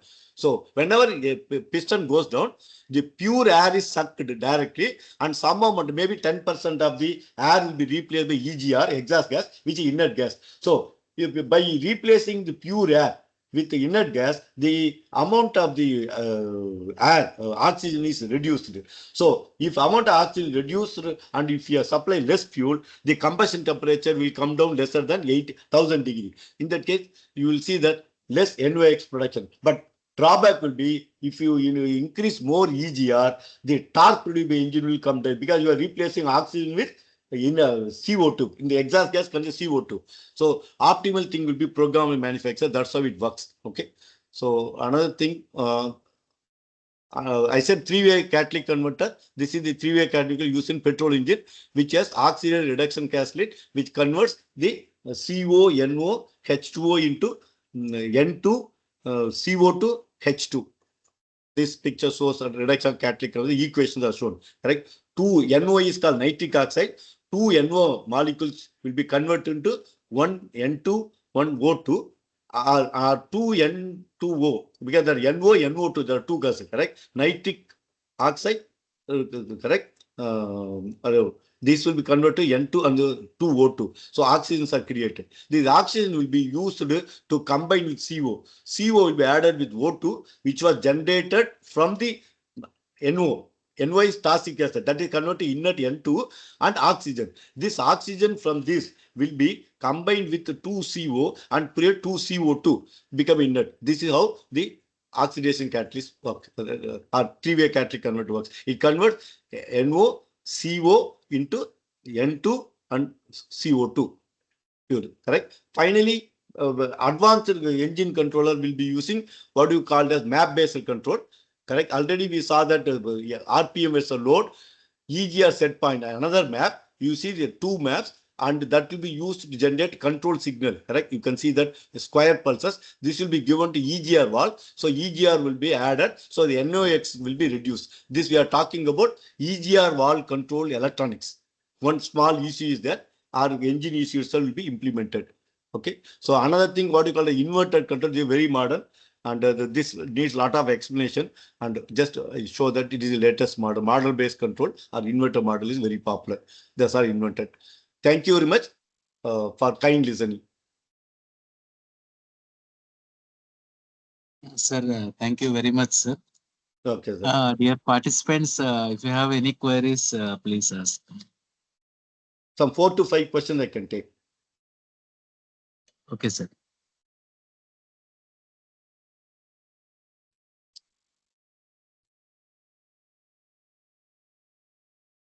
Okay, if there's no question, we can close. Thank you, sir. Thank you so much for the excellent Okay. presentation. Okay. Sir, one question, Keep us so- sir. Yes, Sir, please. One question. you have talked about so many sensors. Okay. A plethora of knowledge has been given by you in a little Thank amount you. of Kind time. of you. So, yes, sir. We are very thankful. Okay. Meanwhile, Thank you. sir, Kind of. Yeah. sir, one thing. Actually, we have to give exam on this topic also, sir. Okay. Some points. Which points we have to focus for that? So many Nothing like knowledge. that, because Yeah. I am not going to give the question, but although I don't have time. Okay, I gave the lecture. Yes, sir. The organizer will give the Yes, questions. Everything is very important. Thank you. Yes, sir. Okay. Yeah. Thank you, sir. Thank you. Okay. Dear participants, any more questions, please ask.